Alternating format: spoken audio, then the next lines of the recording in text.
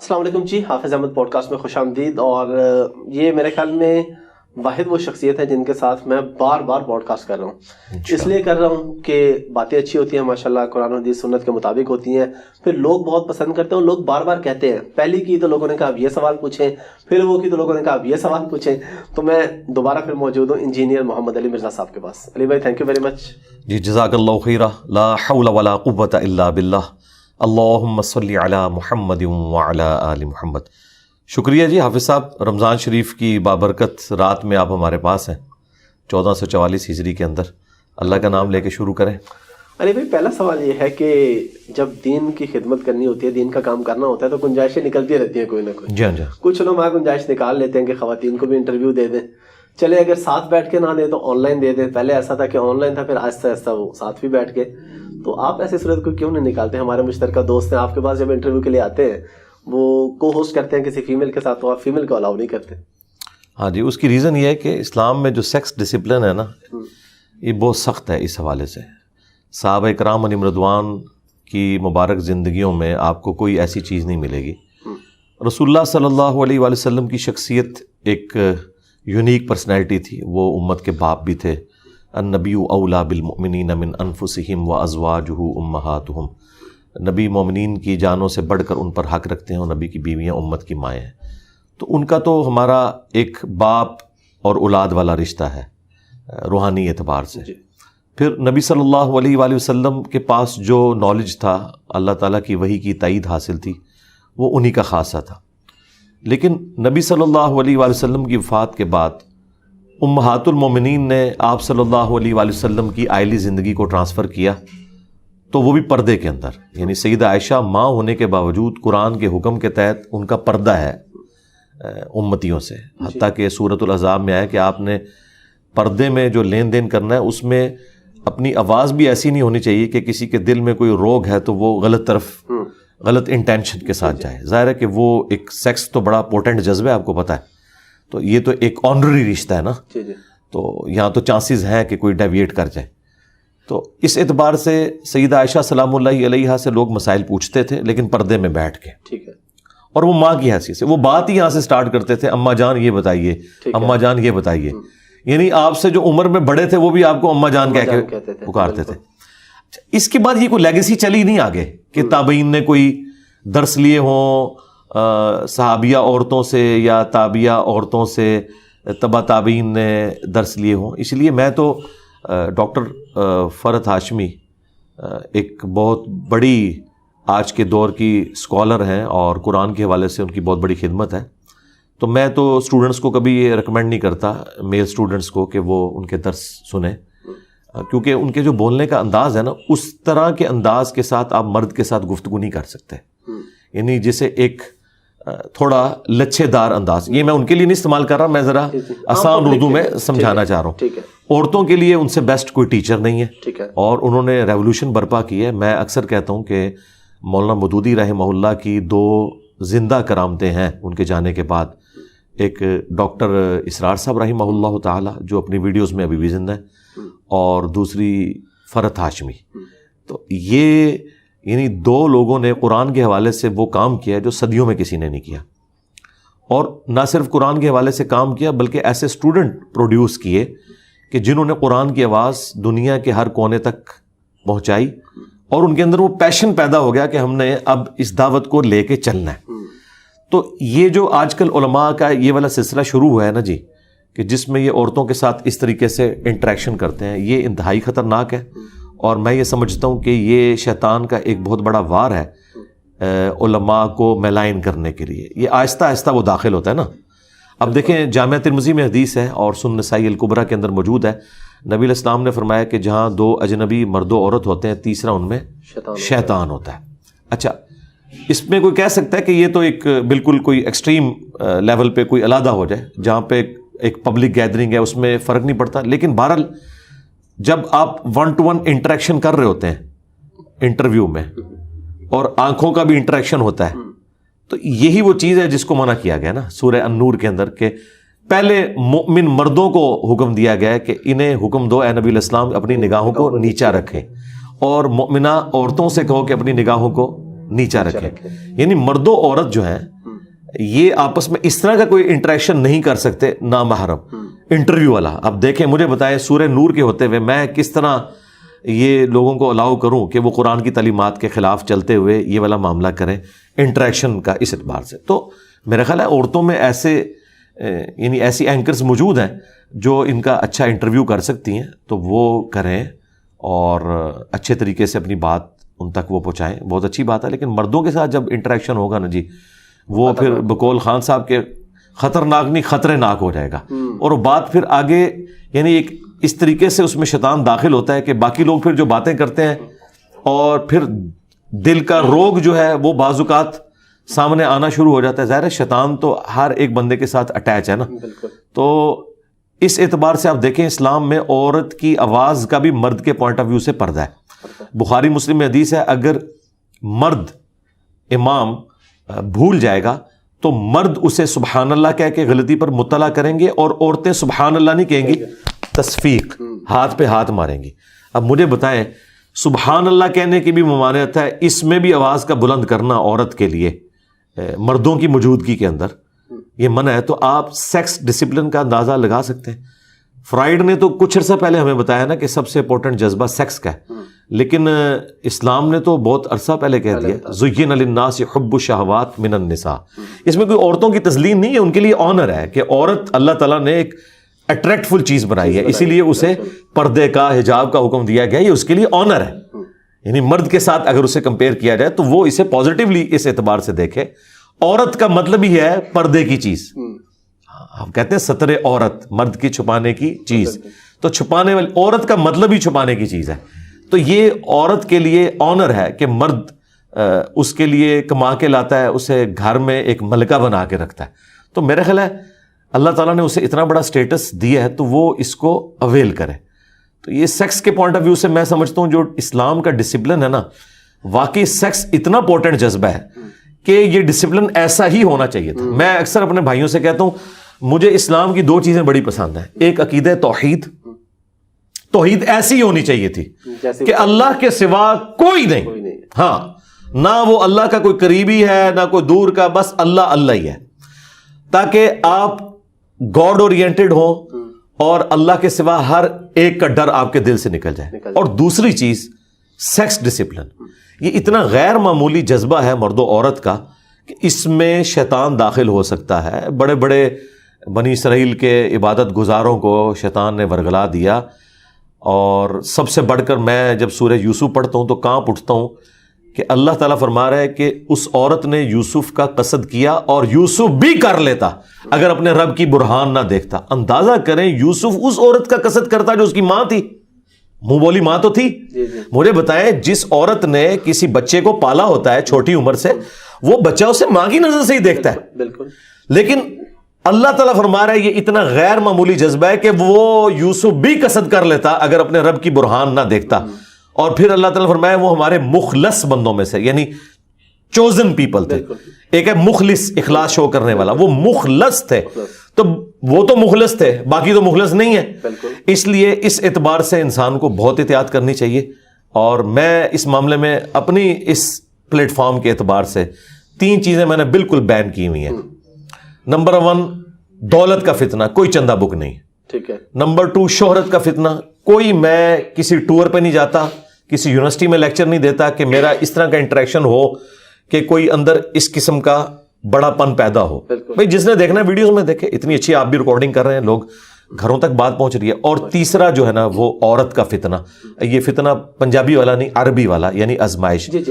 اور اگر آپ ان 3 فتنوں سے بچ جائیں, زمین و آسمان کے سارے شیاطین مل کے آپ کو ڈی ٹریک نہیں کر سکتے. یہ میرا دعویٰ ہے الحمدللہ. زبردست. علی بھائی ایک اور چیز جو ہم نے سنی آپ سے کہ مرد کو حکم ہے نگاہ نیچی رکھنے کا. جی. اگر مرد عورت کو دیکھتے تو وہ گناہ گار ہوتا ہے, بد نظری ہے. لیکن آپ کے ہاں شاید کچھ ایسا آپ بتاتے ہیں کہ اگر عورت اس طرح دیکھے تو وہ گناہ گار نہیں ہے, اس کو اس طرح سے بد نظری کا گناہ نہیں. ہاں جی, وہ اس اعتبار سے ہے کہ جو عورتیں ہیں نا, ظاہر ہے کہ وہ اللہ تعالیٰ نے ان کو اٹریکٹفل بنایا. اگر اس طرح کا کوئی ایشو ہوتا نا تو مردوں کو بھی حجاب کروایا جاتا, نہیں کروایا جاتا. لیکن اس میں عورت میں اگر شہوت آ جائے نا تو وہ نہ کسی میل ٹیچر کی ویڈیوز دیکھ سکتی ہے, یہ ذہن میں رکھیں.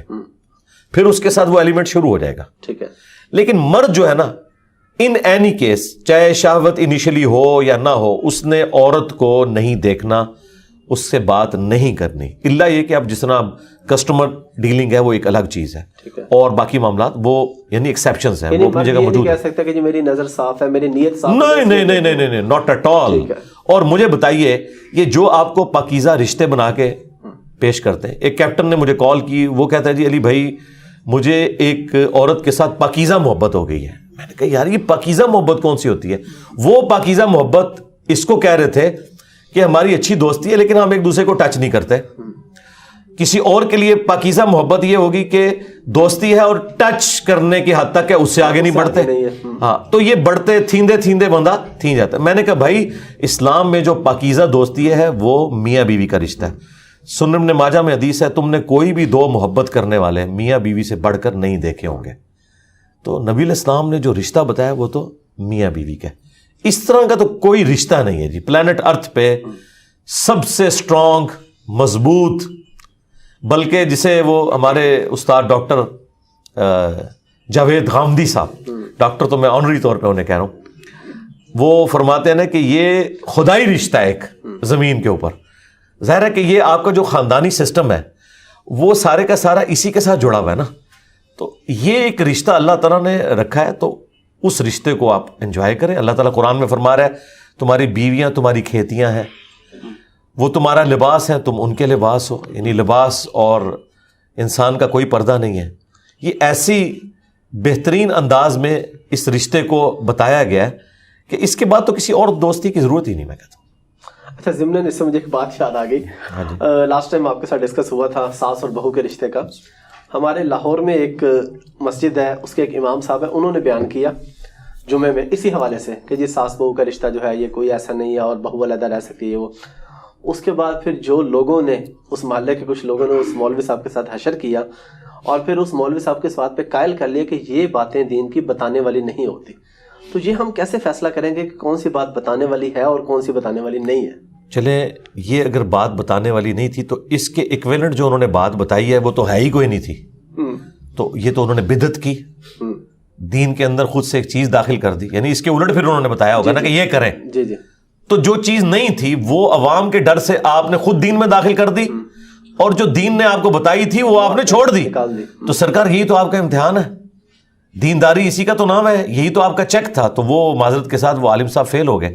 اچھا, یہ جو ساس بہو کا جو رشتہ ہے اس کا قطعاً یہ مقصد نہیں ہے کہ بہو نے ساس کے بیٹے کو اغوا کر کے سائڈ پہ ہو جانا ہے. اس کے ساتھ ہم پیرلل میں بتاتے ہیں کہ بھائی یہ جو عورت ہے ساس, وہ اپنے بیٹے پر اس کی بیوی سے زیادہ حق رکھتی ہے.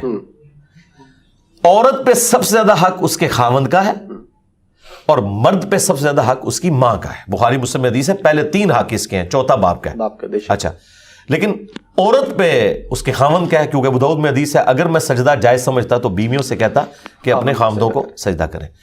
یہ الگ ہونے کا قطعاً یہ مقصد نہیں ہے کہ کوئی مرد اپنے ماں باپ کو گلنے سڑنے کے لیے چھوڑ دے, ان کے ساتھ حسن اخلاق سے پیش نہ آئے, نعوذ باللہ وہ بیمار ہو جائیں وہ انہیں ہاسپٹل نہ لے کے جائے, ان کی تیمارداری نہ کرے. یہ بالکل نہیں ہے, یہ سارا کچھ مرد نے کرنا ہے. لیکن مرد کی بیوی نے نہیں کرنا, مرد نے کرنا ہے, چاہے وہ جس طریقے سے بھی کرے.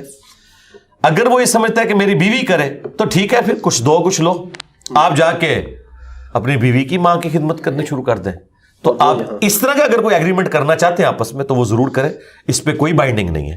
لیکن ہم یہ سمجھتے ہیں کہ اس وقت یہ جو ساس بہو کا رشتہ ہے نا جی, یہ سب سے خطرناک قسم کا رشتہ ہے. اس کی وجہ سے لوگوں کے گھر بھی اجڑ جاتے ہیں اگر ساسیں صحیح طریقے سے ڈیل نہ کریں. اور اس میں میجورٹی قصور ساسوں کا ہوتا ہے. وہ کہتی تو ہیں کہ یہ بیٹی ہے میری. دیکھیں, بیٹے کی شادی کرنے سے پہلے عورتیں اپنے خامدوں کے ساتھ لڑتی ہیں اپنی بھانجیوں اور بھتیجیوں کے حق میں. اپنی اولاد کے بارے میں وہ سن لیں گی, لیکن اپنی بہن کی بیٹی, اپنے بھائی کی بیٹی کے بارے میں ایک لفظ نہیں سنتی. لیکن اسی بیٹی کو جب بیاہ کے لاتی ہیں نا تو سب سے بڑی چڑیل وہی والی اس کی خالہ اور پھوپھی بن جاتی ہے. بالکل. کتنا حیران کن بات ہے, کیونکہ یہ جب کنفلکٹ آف انٹرسٹ آ جائے گا نا آپ کا, اور چیزیں شیئر ہونی شروع ہو جائیں گی, کچن شیئر ہوگا, تو ظاہر ہے پھر ہر انسان کے اندر ایک خدا چھپا بیٹھا ہوا ہے. اس اعتبار سے دیکھیں یہ اللہ نے انسان کے اندر رکھی ہے نا بات, تبھی تو انسان نے دعوی خدائی کیا ہے. لیکن یہ خواہش اللہ نے آپ کی جنت میں پوری کرنی ہے, وہاں کن فیکون ہوگا. لیکن یہاں اگر آپ کہیں کہ بس میں ہی میں ہوں, تو یہ نہیں.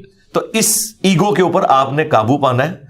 آپ دیکھیں آج تک کسی عورت نے محلے کی بوڑھیوں کے سامنے اپنی سگی بیٹیوں کی شکایت نہیں کی کہ میری بیٹی تو چھٹی والے دن سوئی رہتی ہے اور 11 بجے اٹھتی ہے, لیکن بہو بیچاری 9 بجے بھی اٹھے بتایا جاتا تو پورے محلے کو بتاتی ہے. تو یہ کس طرح وہ دعویٰ کرتی ہے کہ میں اسے بیٹیوں کی طرح ٹریٹ کرتی ہوں؟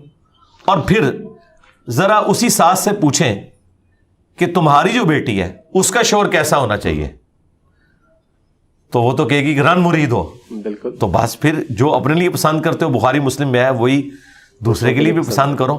یہ ایمان کی ایک بنیادی علامت ہے. تو میرا خیال ہے انسان اپنے آپ کو دوسری جگہ پہ رکھ کے دیکھے نا, تو اللہ کے فضل سے انسان اپنا جب آئینے میں منہ دیکھتا ہے نا, اسے پتہ چل جاتا ہے کہ میں کہاں پر غلط ہوں. سیدھی سی بات ہے جی. اچھا علی بھائی, اسلام میں سلام کا کافی کہا گیا, تو سلام اور مسافے کا آپس میں کیا تعلق ہے؟ مسافہ ایک ہاتھ سے ہے, 2 ہاتھ سے ہے؟ جس طرح ہم اکثر دیکھتے ہیں کہ اگر 2 ہاتھوں سے نہیں کیا تو وہ جی گستاخی ہے, یا سنت کے مطابق, حدیث کے مطابق کیا ہے؟ دیکھیں سنت کے مطابق تو سلام زبان سے کہہ لینا کافی ہے. ٹھیک ہے. مسافہ, معانقہ, دست بوسی, یہ سب ایکسٹرا چیزیں ہیں, جائز ہیں. ٹھیک ہے. اپنی حدود اور قیود کے اندر. لیکن جو اصل ہے نا وہ السلام علیکم کہنا ہے, یا السلام علیکم ورحمۃ اللہ. وہ ابو داؤد میں حدیث ہے کہ جو السلام علیکم کہتا ہے تو تم ایک لفظ ایڈ کر کے اسے جواب دو, پروٹوکول دو. بخاری مسلم میں حدیث موجود ہے کہ آدم علیہ السلام کو جب پیدا کیا گیا تو اللہ تعالیٰ نے انہیں یہ سکھایا کہ تم فرشتوں کو جا کے السلام علیکم کہو, تو وہ جو جواب دیں گے نا وہی تمہاری اولاد میں ٹرانسفر ہوگا. تو یہ اس طریقے سے چلا ہے. اس کے مختلف سیکھیں ہیں. صرف سلام یہ بھی سلام ہو جاتا ہے, اور یہ قرآن میں ہے. دیکھیں لوگ کتنے حیران ہوتے ہیں, اگر آپ کسی کو کہیں نا سلام, وہ کہے گا پتہ نہیں اس نے مجھے کوئی ٹنڈا سا سلام کیا, یہ مجھے اچھا نہیں سمجھتا. تو قرآن میں ہے کہ حضرت ابراہیم علیہ السلام کے پاس جب فرشتے آئے انسانی شکل میں, تو انہوں نے کہا تھا سلام, انہوں نے کہا سلام, سلام, السلام علیکم, السلام علیکم ورحمۃ اللہ, السلام علیکم ورحمۃ اللہ وبرکاتہ. یہ آپ سارے الفاظ استعمال کر سکتے ہیں. تو یہ بیسیکلی دعا ہے, اور اس دعا کی برکت آپ دیکھیں, نبی علیہ السلام نے فرمایا کہ میں تمہیں ایک ایسی چیز سکھاتا ہوں کہ جس سے تم آپس میں باہمی محبت میں بن جاؤ گے, اور وہ یہ ہے کہ سلام کو عام کرو. اور اس کی برکت یہ ہے کہ آپ جب کسی کو سلام کرتے ہیں نا, تو ایک دوسرے کے ساتھ آپ فیملیئر ہو جاتے ہیں, ایک ڈر کا رشتہ ختم ہو جاتا ہے. آپ اندھیری رات میں جا رہے ہیں, سامنے سے کوئی بڑے قد بد والا بندہ آتا ہے اور 3-4 بندے اس کے ساتھ ہیں, وہ چور بھی ہو سکتا ہے, کوئی اور بھی ہو سکتا ہے, لیکن اگر وہ چلتے ہوئے دور سے یہ السلام علیکم, تو آپ کا سارا خوف ظاہر ہوگا, اپنائیت فیل ہوگی. اس لیے, اور دیکھیں یہ چیز ادھر نہیں قرآن میں ہے کہ جنتی بھی ایک دوسرے کو سلام سلام کہیں گے, اللہ تعالیٰ بھی جنتیوں پر سلامتی بھیجے گا, اور یہ اللہ تعالیٰ کا نام بھی ہے سلام. ٹھیک ہے, اللہم انت السلام ومنک السلام تبارکت یا ذا الجلال والاکرام. یہ مسلم شریف میں حدیث ہے, نبی علیہ السلام فرض نماز کے بعد جب تک یہ دعا نہیں پڑھتے تھے نا, آپ قبلہ رخ سے اپنا رخ انور پبلک کی طرف نہیں کرتے تھے, یہ دعا پڑھا کرتے تھے. تو یہ اللہ تعالیٰ کی طرف سے ایک اسپیشل چیز ہے. اب رہ گیا مصافحہ کرنا, یہ ایکسٹرا چیز ہے, یہ ایک محبت کا اظہار ہے. ٹھیک ہے, بہتر ہے کہ آپ 2 ہاتھ سے مصافحہ کریں. ٹھیک ہے, ہاں, ایک ہاتھ سے بھی جائز ہے. یہ اہل حدیث نے جو ایک فتنہ کھڑا کیا کہ مصافحہ ہے ہی ایک ہاتھ کے ساتھ ہے, یہ صرف حنفیوں کے ساتھ ضد کی وجہ سے. ادروائز صحیح بخاری میں امام بخاری رحمہ اللہ تعالیٰ نے باقاعدہ ایک چیپٹر کی ہیڈنگ باندھی ہے 2 ہاتھ سے مصافحہ کا بیان. اچھا. اور اس میں انہوں نے تابعین کا عمل لکھا ہے کہ وہ 2 ہاتھ سے مصافحہ کرتے تھے, اور اس کے ثبوت میں انہوں نے بخاری میں حدیث لی ہے کہ حضرت عبداللہ ابن مسعود کہتے ہیں کہ نبی علیہ السلام نے مجھے تشہد اس حال میں تعلیم فرمایا کہ آپ کے دونوں مبارک ہاتھوں کے درمیان میرا ہاتھ تھا, آپ نے یوں لے کے پیار سے.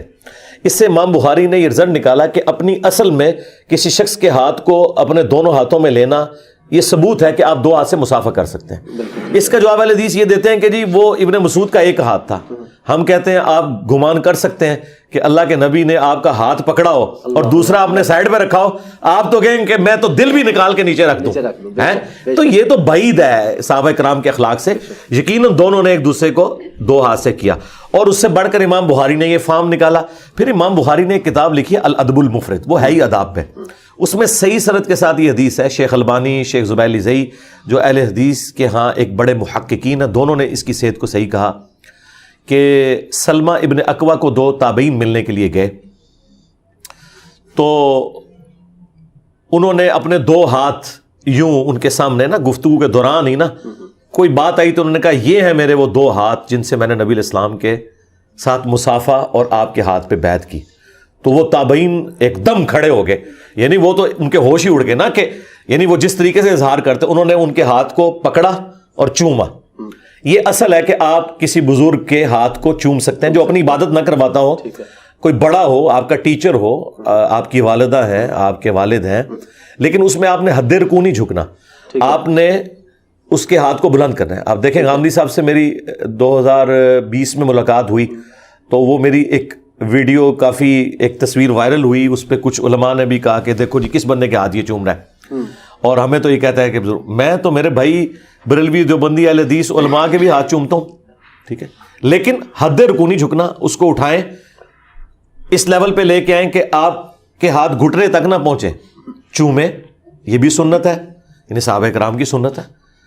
ترمذی ابو داؤد میں موجود ہے کہ کچھ یہودی نبی علیہ السلام کو ملنے ہیں, انہوں نے سوال و جواب شروع کیے تو وہ اتنے امپریس ہوئے کہ انہوں نے رسول اللہ کی تصدیق کی اور نبی علیہ السلام کے ہاتھ اور پاؤں بھی چومے. لیکن پاؤں چومنے کا جو پروٹوکول ہے نا, یہ صرف پروفٹ کے لیے ہے, بعد میں کسی کے لیے یہ ثابت نہیں کہ کسی نے اس طرح پاؤں چومے ہوں. البتہ ہاتھ چومنا, 2 ہاتھ سے مصافحہ کرنا, 1 ہاتھ سے مصافحہ کرنا, یہ سارے طریقے درست ہیں, یہ آپ کر سکتے ہیں. اچھا علی بھائی, داڑھی کے مسئلے پہ ڈیٹیل ڈسکس پبلک کے لیے تو ہو چکی تھی. جی جی. امام کا مسئلہ بتائیں کہ اگر چھوٹی داڑھی والا ہے یا کلین شیو ہے, اس کے پیچھے نماز ہو جاتی ہے یا کچھ خاص کنڈیشن میں ہو جاتی ہے یا ہمیشہ ہی ہو جاتی ہے؟ آپ کا کیمرہ سچ سن لے گا, بالکل سنے گا انشاءاللہ. اور لاسٹ ٹائم بھی آپ کو پتہ ہے, آپ نے پوچھا تھا. ہاں جی ہاں جی, دیکھیں جی, سب چلا ہم جس طرح کئی مواقع کے اوپر علماء کو علمی دعوت فکر دیتے ہیں, یہاں پہ بھی دیں گے کہ ہمیں وہ حدیث بتائیں جس میں لکھا ہے کہ داڑھی جو ہے وہ امامت کی شرط ہے. مجھے بتائیں داڑھی منڈانا بڑا گناہ ہے یا جھوٹ بولنا بڑا گناہ ہے؟ جھوٹ بولنا قرآن میں لعنت آئی ہے, وعید آئی ہے. اگر جھوٹ بولنے والے علماء ممبروں پر بیٹھ سکتے ہیں اور ہمیں نمازیں پڑھا سکتے ہیں, تو بغیر داڑھی والے کیوں نہیں پڑھا سکتے؟ یہ میں نے ایک الزامی بات کے طور پہ آپ کا دماغ کھولا پہلے, ٹھیک ہے. غیبت اس سے بڑا گناہ, چغلی, بے شک, ایسی جھوٹی حدیثیں بیان کرنا, نبی علیہ السلام پہ جھوٹ باندھنا, جو بخاری مسلم میں حدیث ہے کہ اپنا مقام جہنم میں دیکھ لے, وہ ممبروں پہ آگے بیان کرنا. ان کے پیچھے تو ہم نمازیں پڑھ رہے ہیں اور ہم نے اپنا دین ٹخنوں سے اوپر شلوار کرنے پہ اور داڑھی کے اندر گھسا دیا. یقیناً یہ سنتیں ہیں, میں اس پہ عامل ہوں. میں اپنی یونیورسٹی میں بھی کبھی میں نے اپنے ٹخنے ڈھانپے نہیں ہیں, اپنے یعنی کالج لائف سے لے کے. آپ کے پیچھے نماز پڑھی ہے, ہر نماز سے پہلے بھی بتاتے ہیں. ہاں, میں یہ کہتا ہوں کہ یہ پروٹوکول ہے نماز کا. اچھا, اب آپ اس طرف آ جائیں جو ہم وہ ٹاپک ڈسکس کر رہے تھے, امامت کی شرائط. تو مسلم شریف میں امامت کی 4 شرائط آئیں. ٹھیک ہے. نمبر 1, امام تم میں وہ ہوگا جس کے پاس قرآن کا علم سب سے زیادہ ہوگا. ٹھیک ہے. قرآن کے علم سے مراد قرآن کی قرات بھی ہے اور اس کا نالج بھی. اچھا, یہ عمل کی کہیں پہ بات نہیں ہو رہی, ٹھیک ہے, علم کی بات. ظاہر ہے عمل تو ہر بندے کا اپنا ہے نا جی. میں کیسے کسی کو جج کر سکتا ہوں کہ یہ جو حافظ قرآن ہے یہ قرآن پہ اسی طرح عمل کر رہا ہے جیسا کہ کرنے کا حق ہے؟ مجھے کیا پتا وہ اپنی خلوت میں کیا ہے. اچھا, نمبر 2, قرآن کے علم میں بھی برابر ہو تو سنت کا علم, ٹھیک ہے, سنت میں بھی برابر ہو تو جس نے پہلے ہجرت کی ہے, یعنی جو اسلام میں سینئر ہے, اگرچہ وہ عمر میں چھوٹا ہو. ٹھیک ہے. اور اگر اس میں بھی برابر ہے تو پھر چوتھی شرط میں ہے کہ جو عمر میں بڑا ہو, لیکن یہ چوتھے نمبر پہ. ٹھیک ہے. تو امامت کی 4 شرائط میں نہ داڑھی آتی ہے نہ اور کوئی چیزیں. یہاں پہ داڑھیوں والے قرآن غلط پڑھتے ہیں. اب مجھے بتائیں, اگر آپ قرآن غلط پڑھ رہے ہیں, سورۃ الفاتحہ آپ کو صحیح طریقے سے نہیں آتی, اور آپ کی داڑھی اور پگڑی دیکھ کر آپ کو امامت پر فائز کر دیا جائے, تو آپ تو اس کے اہل ہی نہیں ہیں. اس کی بجائے اگر آپ کلین شیو ہیں اور قرآن آپ کو اچھا آتا ہے تو آپ اہل ہیں.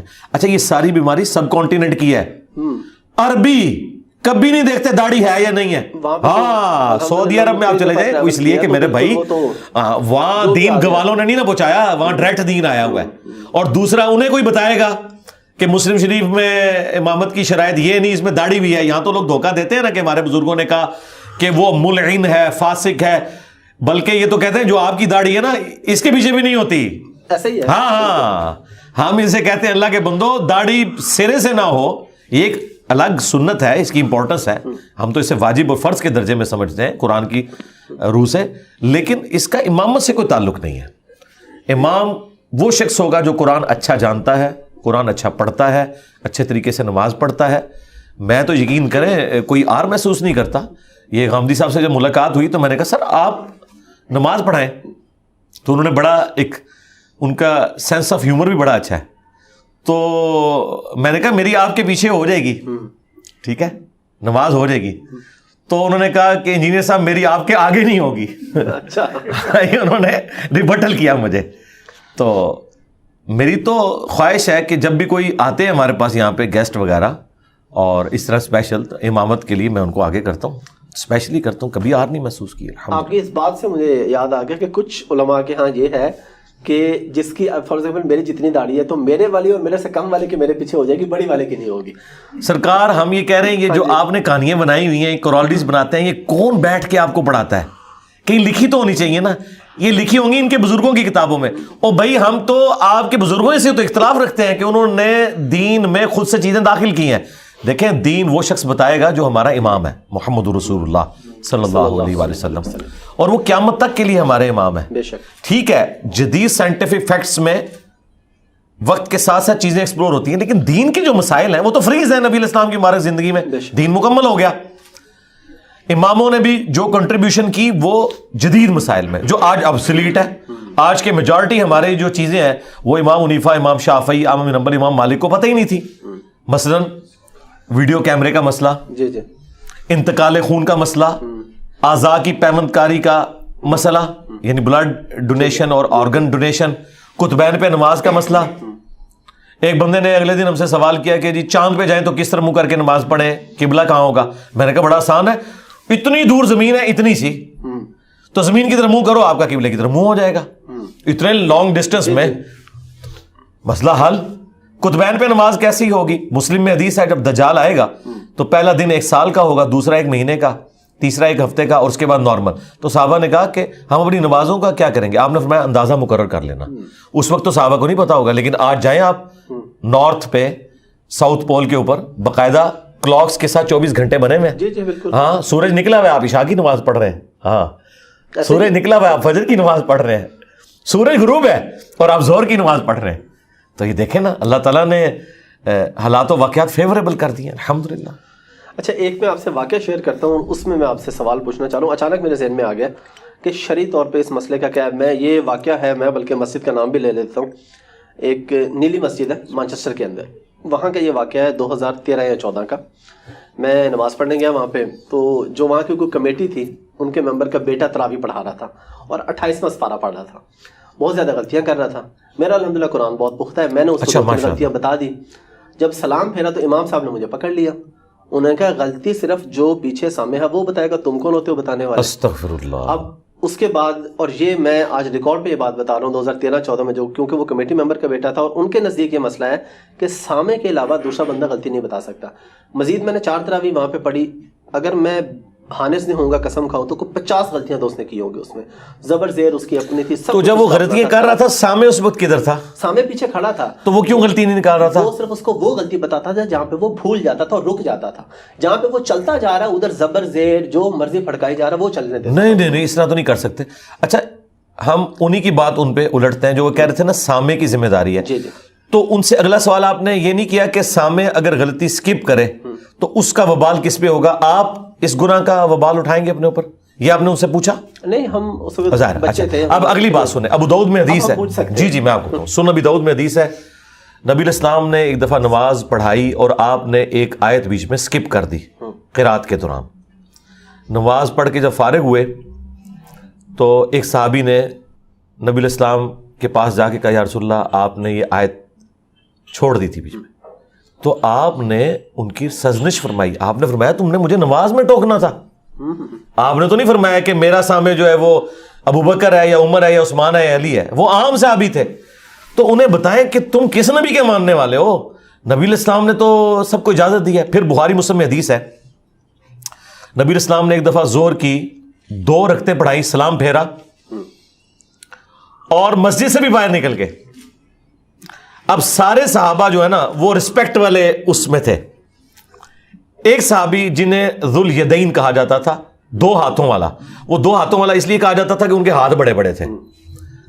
وہ نبی الاسلام کے پاس جا کے مسجد کے دروازے پہ کھڑے ہو گئے. ان کا یا رسول اللہ نماز کم ہو گئی ہے یا آپ بھول گئے؟ تو نبی الاسلام نے فرمایا کہ نہ نماز کم ہوئی ہے اور نہ میں بھولا ہوں. یعنی نبی الاسلام یہ بھی بھول گئے کہ وہ بھول چکے ہیں. اللہ اکبر. آپ پورے کانفیڈنٹ تھے کہ میں نے 4 رکعتیں پڑھائی ہیں. ان کا یا رسول اللہ آپ نے 2 رکعتیں پڑھائی ہیں. آپ نے فرمایا میں نے 2 رکعتیں پڑھائی ہیں. پھر آپ نے باقی کی طرف دیکھا, کہا یہ ٹھیک کہہ رہا. پھر ایک ایک کر کے ساروں کو کانفیڈنس آیا. اچھا, نبی الاسلام اسی وقت واپس مڑے, 2 رکعتیں جو رہ گئی تھی وہ پوری کی, ٹھیک ہے, سجدہ صاف کیا. یہ لوگ کہتے ہیں کہ آپ اگر جگہ بھی بدل لیں, کسی سے بات کر لیں, تو یہ حدیث میں یہ لکھا ہوا ہے کہ ایسا ہوا, یہ دوبارہ سے نماز پڑھواتے ہیں. اچھا, پھر نبی الاسلام نے سلام پھیر کے خطبہ دیا. آپ نے فرمایا میں بھی ایک انسان ہوں, جس طرح باقی لوگ بھولتے ہیں میں بھی بھول جاتا ہوں. جب میں بھول جاؤں تو تم مجھے یاد کروا دیا کرو. اندازہ کریں یار, آپ کا امام وہ ہے جس کے اندر کوئی تکلف نہیں بات بتانے میں. بخاری میں حدیث ہے, نبی الاسلام ایک دفعہ مسجد میں فجر پڑھانے آئے, آپ فرمایا رک جاؤ, واپس گئے. صحابہ کہتے ہیں آپ اس حال میں آئے کہ آپ کی مبارک زلفوں سے پانی ٹپک رہا تھا. اہل حدیث نے یہ حدیث یہ بتانے کے لیے رکھی ہوئی ہے کہ حضور ننگے سر نماز پڑھ رہے تھے. اب میں غسل کر کے اگر پگڑی پہن کے ہوں تو یہ تو کتنی دیر تک یہ پانی نکلتا رہتا ہے, کیونکہ زلفیں رکھی ہوئی تھی نبی الاسلام نے, لمبے بال تھے, گیسو تھے. تو آپ نے آگے صحابہ کو خود فرمایا کہ میں جنبی تھا لیکن میں غسل کرنا بھول گیا, اور آپ مسجد میں بھی آ گئے. آپ واپس گئے, ٹھیک ہے, اور آپ نے اس کا اظہار کیا. یہ دیکھیں نبی الاسلام یقین کریں ہمارے لیے رول ماڈل اس لیے ہیں کہ آپ ایک کامن انسان تھے. جس طرح ایک کامن انسان ڈیل کرتا ہے تبھی آپ کے لیے رول ماڈل ہو سکتے ہیں نا. اگر آپ ایک عزت کا اور وہ والا رشتہ اس لیول کے اوپر لے جائیں کہ کوئی آپ سے بات کرتے ہوئے ریلیکٹنٹ ہو, تو آپ کے لیے وہ کیسے وہ شخص رول ماڈل ہو سکتا ہے. صحابہ کرام تو بالکل آپ کے ساتھ کلیئر کٹ گفتگو کرتے تھے. ایک شرعی مسئلہ ہے جو بخاری شریف میں حدیث موجود ہے کہ اگر غلام اور جو کنیز جو ہوتی ہیں, جو لونڈیاں ہوتی تھی, ان کی آپس میں شادی ہو نا, ان میں سے اگر ایک بھی آزاد ہو جائے نا, اگر وہ کنیز آزاد ہو جاتی ہے تو وہ پھر آزاد عورت ہے. وہ چاہے تو اپنے مرد کے ساتھ رہے چاہے نہ رہے. یہ شرعی مسئلہ ہے. ٹھیک ہے, وہ عورت ہوگی آزاد اور مرد ابھی تک غلام تھا. اس نے کہا میں نے تمہارے ساتھ نہیں رہنا. بخاری کے الفاظ ہیں, وہ مدینے کی گلیوں میں روتا تھا اپنی بیوی کے لیے. ہاں, کوئی وہ اس نے کوئی افیئر نہیں چلایا ہوا تھا, اور اس کی داڑھی آنسوں سے تر ہو جاتی تھی. اس کی یہ حالت دیکھ کے حضور کو ترس آیا. آپ نے اس بیوی کو بلایا, کہا کہ تو اسی کے ساتھ رہ. اس نے کہا یا رسول اللہ یہ آپ مجھے حکم دے رہے ہیں یا مشورہ دے رہے ہیں؟ ہائے ہائے ہائے, آپ سوچ سکتے ہیں یہ کانفیڈنس امتیوں کو نبی الاسلام نے دیا ہوا تھا. بے شک. تو نبی الاسلام فرمایا میں حکم نہیں دے رہا, اللہ کا حکم تو نہیں میں بدل سکتا, میرا ایک مشورہ ہے. تو اس نے آگے سے کہا یا رسول اللہ پھر میں یہ مشورہ نہیں مانتی. ہاں, یہاں اگر کوئی تحریک چلی ہوئی ہوتی 295C اس پہ لگی ہونی تھی, FIR اس پہ کٹی ہونی تھی, اور کوئی مجاہد ملت کھڑا ہو جاتا, اس عورت کو جنت میں پہنچاتا اور اپنی جہنم پکی کر لیتا. اس نے تو جنت میں جانا تھا, اس نے اپنی جہنم بنا لینی تھی. بالکل. علی بھائی اسی سے ریلیونٹ ایک سوال کہ امام اگر غلطی کرے اور پیچھے کوئی نہ بتا سکے تو جو نماز سے باہر کو بندہ بیٹھا ہوا ہے وہ بتائے تو کیا نماز خارج ہو جاتی, فاسد ہو جاتی؟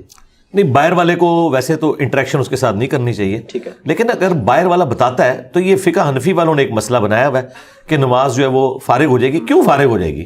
خام خواہ آپ نے یہ چیزیں بنائی ہوئی ہیں, اس سے کوئی فرق نہیں پڑتا. باہر والا بھی بتا دے تو کوئی فارغ نہیں ہوگی. اور دوسرا اصل ایشو میں آپ کو بتاؤں کہاں ہوا ہے. یہ جو سامع ہے نا, ہمیشہ ان کی منزل آپ کو پتا ہے اس پڑھانے والے سے کمزور ہوتی ہے. جو کمزور ہوتا ہے اسے سامنے بنایا جاتا ہے. اور منو دسو نہ لے دے دہلا, صحیح بات. نیلے میں ذیل ہے. اب مجھے بتائیں جب سامع کمزور والے کو بنایا جاتا ہے اور وہ اس قابل نہیں ہوتا کہ امامت کروا سکے تو کہتے ہیں تو سامع بن جا, انہوں نے پھر غلطیاں کی کرنی ہیں. اس کا بڑا آسان سا طریقہ ہے کہ مصحف ہاتھ میں پکڑے. فقہ حنفی نے جہاں مار کھائی ہے نا وہ یہ ہے کہ یہ کہتے ہیں مصحف آپ نے ہاتھ میں پکڑا, اس سے ایک لفظ بھی پڑا آپ کی نماز فاسد. اب ان کو کون بتائے کہ بخاری میں لکھا ہے کہ زکوان ایک غلام تھا سیدہ عائشہ کا جو رمضان میں قیام اللیل کرواتا تھا مصحف ہاتھ میں پکڑ کے. امام بخاری نے باقاعدہ چیپٹر کی ہیڈنگ میں لیا اور اس کی پوری سند المصنف ابن ابی شیبہ کے اندر اور سنن الکبریٰ البیہقی کے اندر موجود ہے. تو صحابہ کرام تو یہ کرتے تھے. مصنف ابن ابی شیبہ میں تو یہاں تک موجود ہے کہ یہ تو میں نے آپ کو بتایا کہ وہ مصحف پڑھ کے امامت کرواتا تھا. وہاں پہ کہ صحابہ کرام سامع ہوتے تھے, قرآن کو ہاتھ میں پکڑتے تھے. کوئی ڈیسک رکھا ہوتا تھا, سجدے میں جاتے وقت اس کے اوپر رکھ دیتے تھے. نہ بھی رکھیں آپ, اگر زمین پہ بھی رکھتے ہیں کوئی ایسا مسئلہ نہیں, بس اس کو پاؤں نہ ٹچ کرے. آپ تولیہ کوئی رکھ لیں فولڈ کر کے, کوئی تکیہ رکھ لیں, کوئی ایسا ایشو نہیں ہے. رسپیکٹ تو وہ اللہ تعالیٰ نے جانچنی ہے کہ کسی کے اندر کتنی ہے. تو یہ جو مسئلہ انہوں نے گھڑا ہے کہ آپ مصحف پکڑ نہیں سکتے. آپ سعودی عرب میں جائیں, آپ دیکھیں رمضان میں لوگوں نے مصحف پکڑے ہوتے ہیں. یہ مصحف اگر انہوں نے پکڑے ہوتے ہیں نا, نہ امام غلطی کھاتا اور نہ ہی سامع جو ہے وہ اس طرح چیپلی اسے آگے بھاگنے دیتا. اور اب تو اس سے بھی اگلا ورژن آ گیا, smart phone air flight mode میں لگائیں, آپ وہ کھولیں, رمضان میں تراویح کو انجوائے کریں. ہم اپنے دوستوں کو کہتے ہیں کہ آپ دیکھیں انسانی دماغ پیرل میں صرف 2 کام کر سکتا ہے, تیسرا وہ کر ہی نہیں سکتا. وہ 2 کام آپ کریں. جب وہ قرات کر رہے ہیں آپ عربی پہ نظر رکھیں, نیچے نیچے اردو دیکھتے جائیں. میں آپ کو کہتا ہوں پوری نماز میں آپ کو وسوسہ ہی نہیں آئے گا. تیسرا کوئی چیز وہ دماغ سوچ ہی نہیں سکتا. تو پیرل میں آپ کا قرآن بھی کور ہوگا. یقین کریں جو 1.5 گھنٹے کی تراویح آپ کو لگتا ہے کہ 1.5 سال کی ہوگی ہے نا, آپ کہیں گے یہ فوراً ختم ہوگی. میں آپ کو بتاؤں کہ مجھے قرآنک عربی اچھی آتی ہے, یعنی میں قرآن کا ترجمہ کہیں سے بھی کر لیتا ہوں. حدیث والی عربی جو وہ ظاہر ہے کہ وہ اس طرح یوز ٹو نہیں ہو, تو میں تو اتنا انجوائے کرتا ہوں قرآن سننے کو. میں کہتا ہوں کوئی اچھا پڑھنے والا ہو پوری رات سناتا رہے, انٹرسٹ نہیں لوز ہوتا. یہ ایک ایسی کتاب ہے کہ آپ کا انٹرسٹ لوز نہیں ہوتا. یہ جو لوگ رکوع کا انتظار کرتے ہیں نا تراویحوں میں, وہ ٹھیک کرتے ہیں بیچارے, ان کا کیا انٹرسٹ ہے. ہاں, ایک تو انہیں ان کا ترجمہ نہیں پتا, پلس عربی بھی نہیں نہ سمجھ آ رہی. یعلمون تعلمون ہے نا. بالکل. ہمارے محلے میں ایک مسجد تھی, وہ حافظ قرآن پورا مہینہ 2-4 سورتیں ہی نا آگے پیچھے کر کے انہیں سناتا رہا, اور وہ خوش تھے کہ ہمارا قرآن چل رہا ہے. لیکن اس کی عقل مندی تھی, اس نے سورہ یاسین سورہ ملک نہیں پڑھی, ورنہ تو پکڑا جاتا نا. ہاں, اسے بھی پتا تھا کہ بس یہ اس طریقے سے میں کام چلاؤں. اور آپ دیکھیں یہ حافظ قرآن کتنے شاطر ہوتے ہیں, یہ اتنی سپیڈ سے پڑھ رہے ہوتے ہیں, لیکن جب وہ صورتیں آتی ہیں نا جو عوام کو آتی ہیں, ادھر آپ دیکھیں یہ کتنا آہستہ آہستہ پڑھتے ہیں. ہاں, ان کی چلاکیاں آپ کبھی غور کریں. انہیں پتا ہے کہ یار یہاں تو سارے کہیں گے کہ چلو یار یہ تو سانو صورت آندی سی, یہ تو پتا لگے کہ میں پڑھتا ہے, لیکن انہیں نہیں پتا لگتا. ٹھیک ہے, اس لیے نا وہ پھر کہتے ہیں آہستہ پڑھو, تاکہ اس چیز کو ہم اویل کریں کہ یار ہم ٹھیک پڑھ رہے ہیں. اور جیسے ہی وہ صورتیں گزرتی ہیں پھر دڑ دڑ کر کے نا آگے چلتے ہیں. اور یہ میں آپ کو بتاؤں یہ قرآن کی توہین ہے. قرآن میں واضح حکم ہے ورتل القرآن ترتیلا, قرآن کو آپ نے ٹھہر کر پڑھنا ہے, عربی لہجے میں پڑھنا ہے, اسے معروف عربی میں پڑھنا ہے. ویسے آپ مجہول عربی عام حالت میں بول سکتے ہیں اللہم صلی علی محمد, لیکن صلی لفظ ہے, لیکن یہ چل جائے گا. لیکن قرآن میں لام زیر لے نہیں آپ پڑھیں گے, لام زیر لی ہی پڑھیں گے. تو یہ سیکھنا ضروری ہے. اور اب ماشاءاللہ یہ سوشل میڈیا کی برکت سے اور عرب کاریوں کی ویڈیوز دیکھنے کی برکت سے لوگوں نے بڑا امپروو کیا, اور قرات کا ایک دور ہے. آج سے 20-25 سال پہلے تو آپ کو کوئی قاری ملتا تھا, اب تو ماشاءاللہ پوری طرز لگاتے ہیں لوگ, اور ایک پورا پیراڈائم شفٹ ہو گیا اللہ کے فضل سے, الحمدللہ. اچھا علی بھائی, آئی وی ایف اور آئی او اے جو ٹریٹمنٹ ہے ایک مرد اور عورت کے سپرم کو ملا کے بچہ پیدا کرنا, اس کے بارے میں شرع حکم کیا ہے؟ اور ابھی ٹیکنالوجی یہ بھی ہے کہ آپ اپنی مرضی سے جنس بھی سلیکٹ کر سکتے ہیں, لڑکا یا لڑکی. جی کریں, ضرور کریں. جائز ہے کہ ناجائز؟ جی کیوں ناجائز کیوں ہوگا؟ ناجائز کہنے کے لیے کوئی دلیل چاہیے. صرف اس میں یہ چیز ہے کہ جو 2 مرد و عورت آپس میں میاں بیوی ہیں, اس میں کسی تیسرے کی انوالومنٹ نہیں ہونی چاہیے, اس اعتبار سے کہ سپرم یا اووری آپ یوز کریں.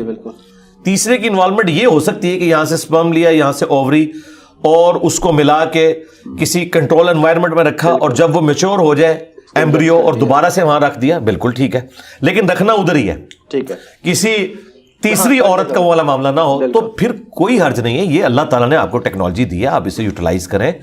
دیکھیں نبی الاسلام اس معاملے میں اتنے ٹالریٹ کرنے والے تھے کہ بخاری مسلم میں حدیث موجود ہے, نبی علیہ السلام نے فرمایا کہ شفا 3 چیزوں میں ہے, شہد کے اندر اور کپنگ کے اندر اور داغ لگوانے کے اندر. لیکن نبی علیہ السلام نے فرمایا میں تمہیں داغ لگانے سے منع کرتا ہوں. لیکن مسلم شریف میں 2 حدیثیں اوپر تلے کہ ایک صحابی کو جب تیر لگا ان کا خون نہیں رکتا تھا تو نبی علیہ السلام نے اپنے مبارک ہاتھوں سے داغ لگایا. یعنی وہ منع کرنا حرمت کے درجے میں نہیں تھا, پریفریبل تھا. وہ داغ یہ ہوتا ہے کہ وہ لوہے کی کوئی گرم کر کے نا سلاخ اس پہ لگائی جاتی ہے, وہاں سے گوشت روسٹ ہو جاتا ہے, پھر خون نکلنا بند ہو جاتا ہے. یہ جب چور کے بھی ہاتھ کاٹتے ہیں نا تو فوراً اسے گرم تیل میں ڈالا جاتا ہے, ادروائز تو اگر وہ خون نکلتا رہے تو وہ تو ڈیتھ ہو جائے گی اس کی, فوراً خون لاس ہو جائے گا. تو نبی صلی اللہ علیہ وسلم اتنا ٹالریٹ فرماتے تھے. مسلم شریف میں اوپر تلے 4 احادیث ہیں اور ان کے اوپر پتہ ہے ہیڈنگ کیا ہے, نبی علیہ السلام کی اطاعت کن کاموں میں واجب ہے اور کن میں واجب نہیں. اندازہ کریں, اتنی حیران کن یہ ہیڈنگ ہے چیپٹر کی. اس کے اندر آپ حدیثیں پڑھیں, 4 حدیثیں ہیں. نبی علیہ السلام کے مبارک زمانے میں نر اور مادہ کے کھجور کا ملاپ کروایا جاتا تھا اچھی فصل لینے کے لیے. نبی علیہ السلام وہاں سے گزرے, آپ نے فرمایا یہ کیوں کرتے ہیں؟ ان کا اچھی فصل کے لیے. آپ نے فرمایا اگر یہ نہ کرو تو, بس اتنا کہا.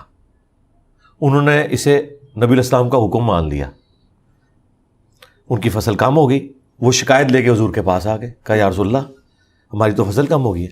آپ نے فرمایا کہ میں نے تمہیں کو منع تو نہیں کیا تھا, اگر میں اللہ کے حوالے سے کوئی دین کی بات بتاؤں وہ لیا کرو, لیکن اگر میں تمہارے دنیاوی کام میں تمہیں کوئی مشورہ دوں تو وَأَنْتُمْ أَعْلَمُ بِأَمْرِ دُنْيَاكُمْ, تم دنیا کے کاموں کو مجھ سے بہتر جانتے ہو.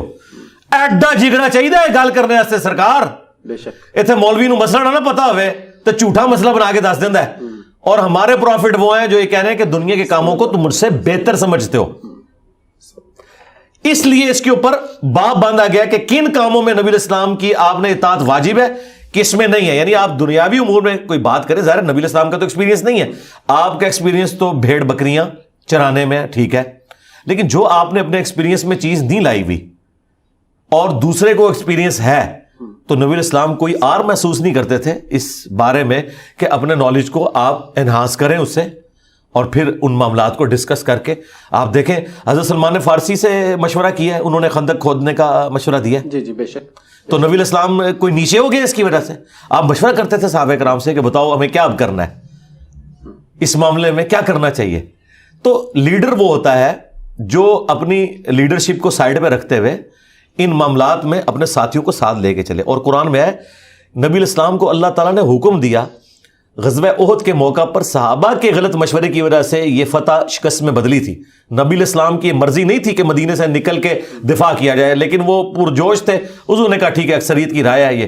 اس کے باوجود پلس وہ جو 50 تیر اندازوں کو بخاری میں آتا ہے, نبی علیہ السلام فرمایا تھا کہ چیل کوے ہمارا گوشت بھی اٹھائے نا, تم نے نہیں یہ درہ چھوڑنا. اس سے زیادہ کوئی سمجھا سکتا تھا, لیکن پھر بھی انہوں نے درہ چھوڑ دیا. 15 رہ گئے, 35 نے چھوڑ دیا. اور وہ خالد بن ولید نے پیچھے سے آگے حملہ کیا, حضور کے بھی داں شہید ہو گئے, آپ کی شہادت کی خبر مشہور ہوگی. کتنا غصہ ہوگا نبی علیہ السلام کو کہ ایک فتح شکست میں بدل گئی. قرآن میں اللہ تعالیٰ نے 60 آیات میں سرزنش کی صحابہ کرام کی, پھر معاف کیا, اور پھر نبی علیہ السلام کو کہا کہ آپ اگر تند مزاج ہوتے نا تو یہ ساتھی آپ سے کب سے الگ ہو جاتے. یہ آپ کی نرمی ہے, اور یہ اللہ کا فضل ہے کہ آپ نرم ہیں اپنے ساتھیوں کے حق میں. اللہ نے اسے اپنی طرف منسوب کیا. اچھا, اور پھر فرمایا کہ آندہ بھی انہیں مشورے میں شامل رکھنا ہے. ہائے ہائے ہائے ہائے, اللہ اکبر. یعنی مشورے کی کاسٹ ادا کی ہے پروفٹ نے. لیکن حضور کو کہا جائے یہ نہ ہو کہ آندہ آپ یہ کہیں کہ یار تہاڈی نال پہلے بھی کام پیا سی, ہن میں تانوں وچ نہیں پاڑا. نہیں, ان کو شامل رکھنا ہے. امرہم شورا بینہم بھی ہے سورہ شورا کے اندر.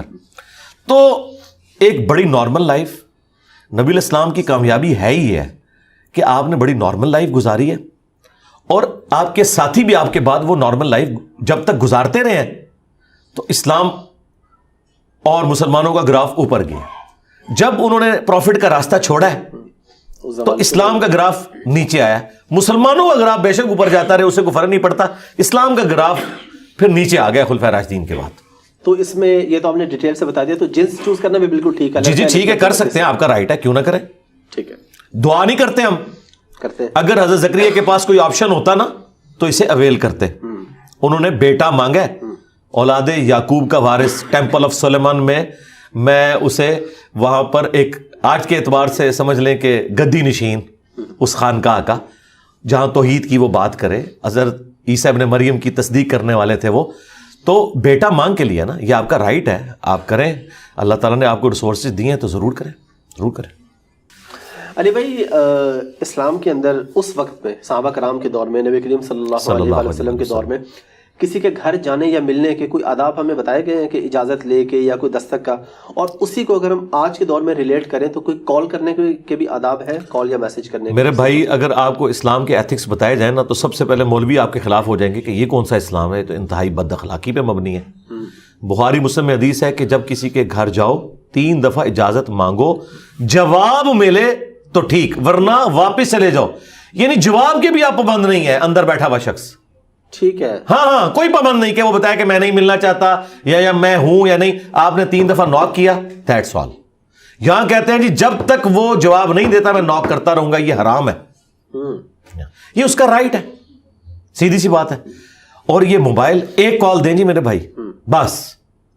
یہ جو گھر جا کے 3 دفعہ نوک ہے نا, وہ تو سمجھ آتی ہے کہ اہل خانہ دور ہوں گے, وہاں آواز نہیں پہنچی یا کسی کام میں مشغول ہوں گے, تو آپ 3 دفعہ بیل دے لیں, تھوڑا انتظار کر لیں. موبائل میں تو ایسا کوئی مسئلہ نہیں نا, اس میں تو ایک بیل بھی چلی جائے تو وہ ریکارڈ میں آ جائے گی. اگر اس کو آپ سے اتنا کوئی عشق ہوا, آپ سے کوئی محبت ہوئی اور آپ کی وہ عزت کرنے والا ہوا, ہو سکتا ہے وہ آپ کے شر سے وہ بچ رہا, وہ آپ 10 کالیں بھی کرے وہ نہیں سنے گا.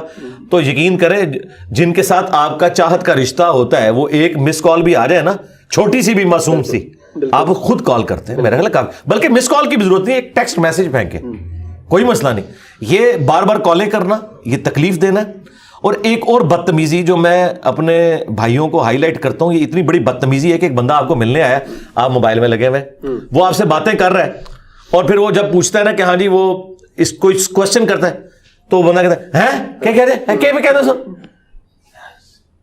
تو میں اسی لیے کہتا ہوں یار موبائل سائڈ پہ رکھو, تمہیں میں نے آنر دی ہے, تمہارے پاس آ کے بات کرو. میرے آفس میں بھی ایسا ہوتا تھا, میں اپنے جونیئرز کے ٹیبل پہ جا کے ان سے ڈسکشن کے لیے, اب ان کا فون آ گیا 10 منٹ سن رہے ہیں, تو میں نے کہا اس سے بہتر تھا بھائی میں بھی تمہیں فون ہی کر لیتا. جو فزیکلی ہے اس کی امپورٹنس ہے. آپ کو کوئی فون کر رہا ہے, روک دیں اس کو, سائلنٹ لگائیں. بالکل سب سے پہلا رائٹ وہ ہے جو فزیکلی آپ کے پاس آیا ہے. وہ جو فون پہ بات کر رہا ہے بعد میں بھی کر لیں گے, اس کا مطلب ہے کہ اسے بھی آپ کے پاس نہیں آنا چاہیے تھا, فون ہی کھڑکانا چاہیے تھا. ایسا نہ کریں, ڈیو رسپیکٹ دیں, پہلی پرائورٹی اس کی ہے. اور یہ میں ڈیڈکٹ کرتا ہوں بخاری مسلم کی وہ حدیث کہ نبی السلام نے فرمایا کہ جو سوار ہے وہ پیدل والے کو سلام کرے گا, اور جو پیدل چل رہا ہے وہ بیٹھے ہوئے کو سلام کرے گا. پروٹوکول ہے نا. ادھر بھی آپ اس کی انالوجی بنائیں نا کہ سب سے زیادہ رائٹ اس شخص کا ہے جو فزیکلی ٹائم نکال کے آپ کے پاس آیا ہوا ہے. وہ اس لیے آیا ہوا ہے کہ آپ اپنے کاروبار کی ڈسکشن کر رہے ہیں دوسرے بندے کے ساتھ, اسے تو ایک رتی برابر انٹرسٹ نہیں آپ کی بات کے اندر, اس کے ساتھ کیا تکلیف والا معاملہ ہے. ہاں اگر آپ نے کرنا ہے آپ اسے اجازت لے لیں کہ اگر آپ اجازت دیں تو میں یہ فون سن لوں, اور اگر وہ کہنا نہ سنو تو آپ نہ سنیں. بخاری میں حدیث ہے, نبی الاسلام کی مبارک عادت تھی کہ آپ دودھ نوش فرما کے نا پھر وہ تبرک بنا کے صحابہ کرام کو دیتے تھے, اور آپ شروع کرتے تھے دائیں طرف سے. ایک دن بائی چانس یہ ہوا کہ حضرت ابوبکر بائیں طرف بیٹھے تھے اور دائیں طرف ایک بچہ بیٹھا ہوا تھا. تو نبی الاسلام, اب ظاہر ہے آپ نے سنت تو نہیں توڑنی تھی, آپ نے اس بچے سے کہا کہ بیٹا اگر تم مجھے اجازت دو. ان کا نا بچے بھی انہیں ٹرین, ان کا یا رسول اللہ میں اپنے اوپر کسی کو فوقیت نہیں دوں گا. تو حضور نے کہا ٹھیک ہے. یہاں ہوتا تو اس کا ابا بھی اسے سمجھانا ہوتا, اوے چپ کر بدتمیزا, ٹھیک ہے. تو آپ دیکھیں صحابہ کرام کتنے فرینک تھے, بالکل کلیئر کٹ اپنی ڈسکشن کرتے تھے, اور اپنے جو پرابلمس تھے وہ حضور کے ساتھ ڈسکس کرتے تھے. کوئی بات دل میں آئی ہے وہ ڈائریکٹ آ کے حضور سے کرتے تھے, اور نبی الاسلام ان کے سولوشنز دیتے تھے الحمدللہ. اسی سے یہ بات ریلیٹ ہوگی کہ صحابہ کرام نبی کریم صلی اللہ علیہ وسلم کے آنے پہ کھڑے ہو جاتے تھے, اور یہ کھڑے ہونا کیسا ہے؟ حدیث سے کوئی ثابت ہے کہ کوئی بڑا یا استاد ہے تو سب لوگ کھڑے ہو جائیں یا بیٹھے رہیں؟ ہاں, اس میں دیکھیں نبی الاسلام نے پرسنلی اپنے لیے اسے پسند نہیں فرمایا. اچھا, ہاں جی, لیکن اسے حرام نہیں فرمایا. ٹھیک ہے, ٹھیک ہے.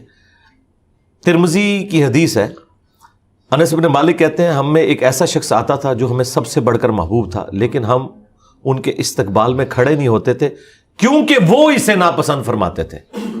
یہ الفاظ بتا رہے ہیں کہ یہ حرام نہیں تھا, وہ پرسنل ان کی ایک چوائس تھی. پرسنل چوائس کسی کی ہو سکتی ہے. اچھا, اور جامع ترمذی میں ایک اور حدیث ہے کہ نبی علیہ السلام نے فرمایا جس کی خواہش ہو کہ لوگ اس کے استقبال میں کھڑے ہوں وہ اپنا مقام جہنم میں دیکھ لے. یعنی جس کے لیے لوگ کھڑے ہو رہے ہیں نا وہ ڈیمانڈ نہ کرے, لیکن کھڑے ہونے والے کسی بڑے کو رسپیکٹ دیں گے. مجھے بتائیں اللہ کے نبی یہاں تشریف لے آئے تو میں ادھر کرسی پہ بیٹھا رہوں گا؟ یہ پاسبل ہی نہیں ہے. ٹھیک ہے, الا یہ کہ نبی علیہ السلام منع فرما دے, وہ ایک الگ بات. اچھا, پھر نبی علیہ السلام دوسروں کے لیے جو تعلیم فرماتے تھے ایٹیکیٹس وہ یہ تھے. بخاری مسلم میں حدیث ہے, سعد ابن معاذ کو غزوہ خندق کے موقع پر ایک تیر لگا, یہاں رگ ان کی وہ مین رگ جو ہے نا اس پہ تیر لگا, اور آپ کو پتا ہے وہ تو ڈیتھ بھی ہو سکتی تھی, اور اس سے ان کی ڈیتھ ہو بھی گئی. اس کو خون کو روکنے کی بڑی کوشش کی, وقتی طور پہ تھم گیا. بنو قریظہ کا انہوں نے فیصلہ کیا ان کی ڈیمانڈ کے اوپر. پھر وہ گدھے پہ آئے زخمی حالت میں, تو نبی صلی اللہ علیہ وآلہ وسلم نے انصار مدینہ سے کہا قوموا الی سیدکم, کھڑے ہو جاؤ اپنے سید کی طرف. اچھا, وہ کہتے ہیں یہ ہے قوموا الی سیدکم, قوموا لی سیدکم نہیں ہے کہ اپنے سردار کے استقبال میں کھڑے ہو جاؤ. ہم کہتے ہیں کہ وہ پھر کیوں کہا تھا, وہ کہتے ہیں اس لیے کہ نبی علیہ السلام نے ان کو کہا کہ اپنے سردار کو گدھے سے اتارو کیونکہ وہ زخمی ہے. تو وہ تو دو بندوں کی ڈیوٹی ہوتی. آپ نے پورے انصار مدینہ ان کے قبیلے کو, اوس کو کہا کہ قوموا الی سیدکم, رسپیکٹ دی. نبی علیہ السلام کی کوئی ذاتی شغف کسی معاملے میں ہو سکتی تھی.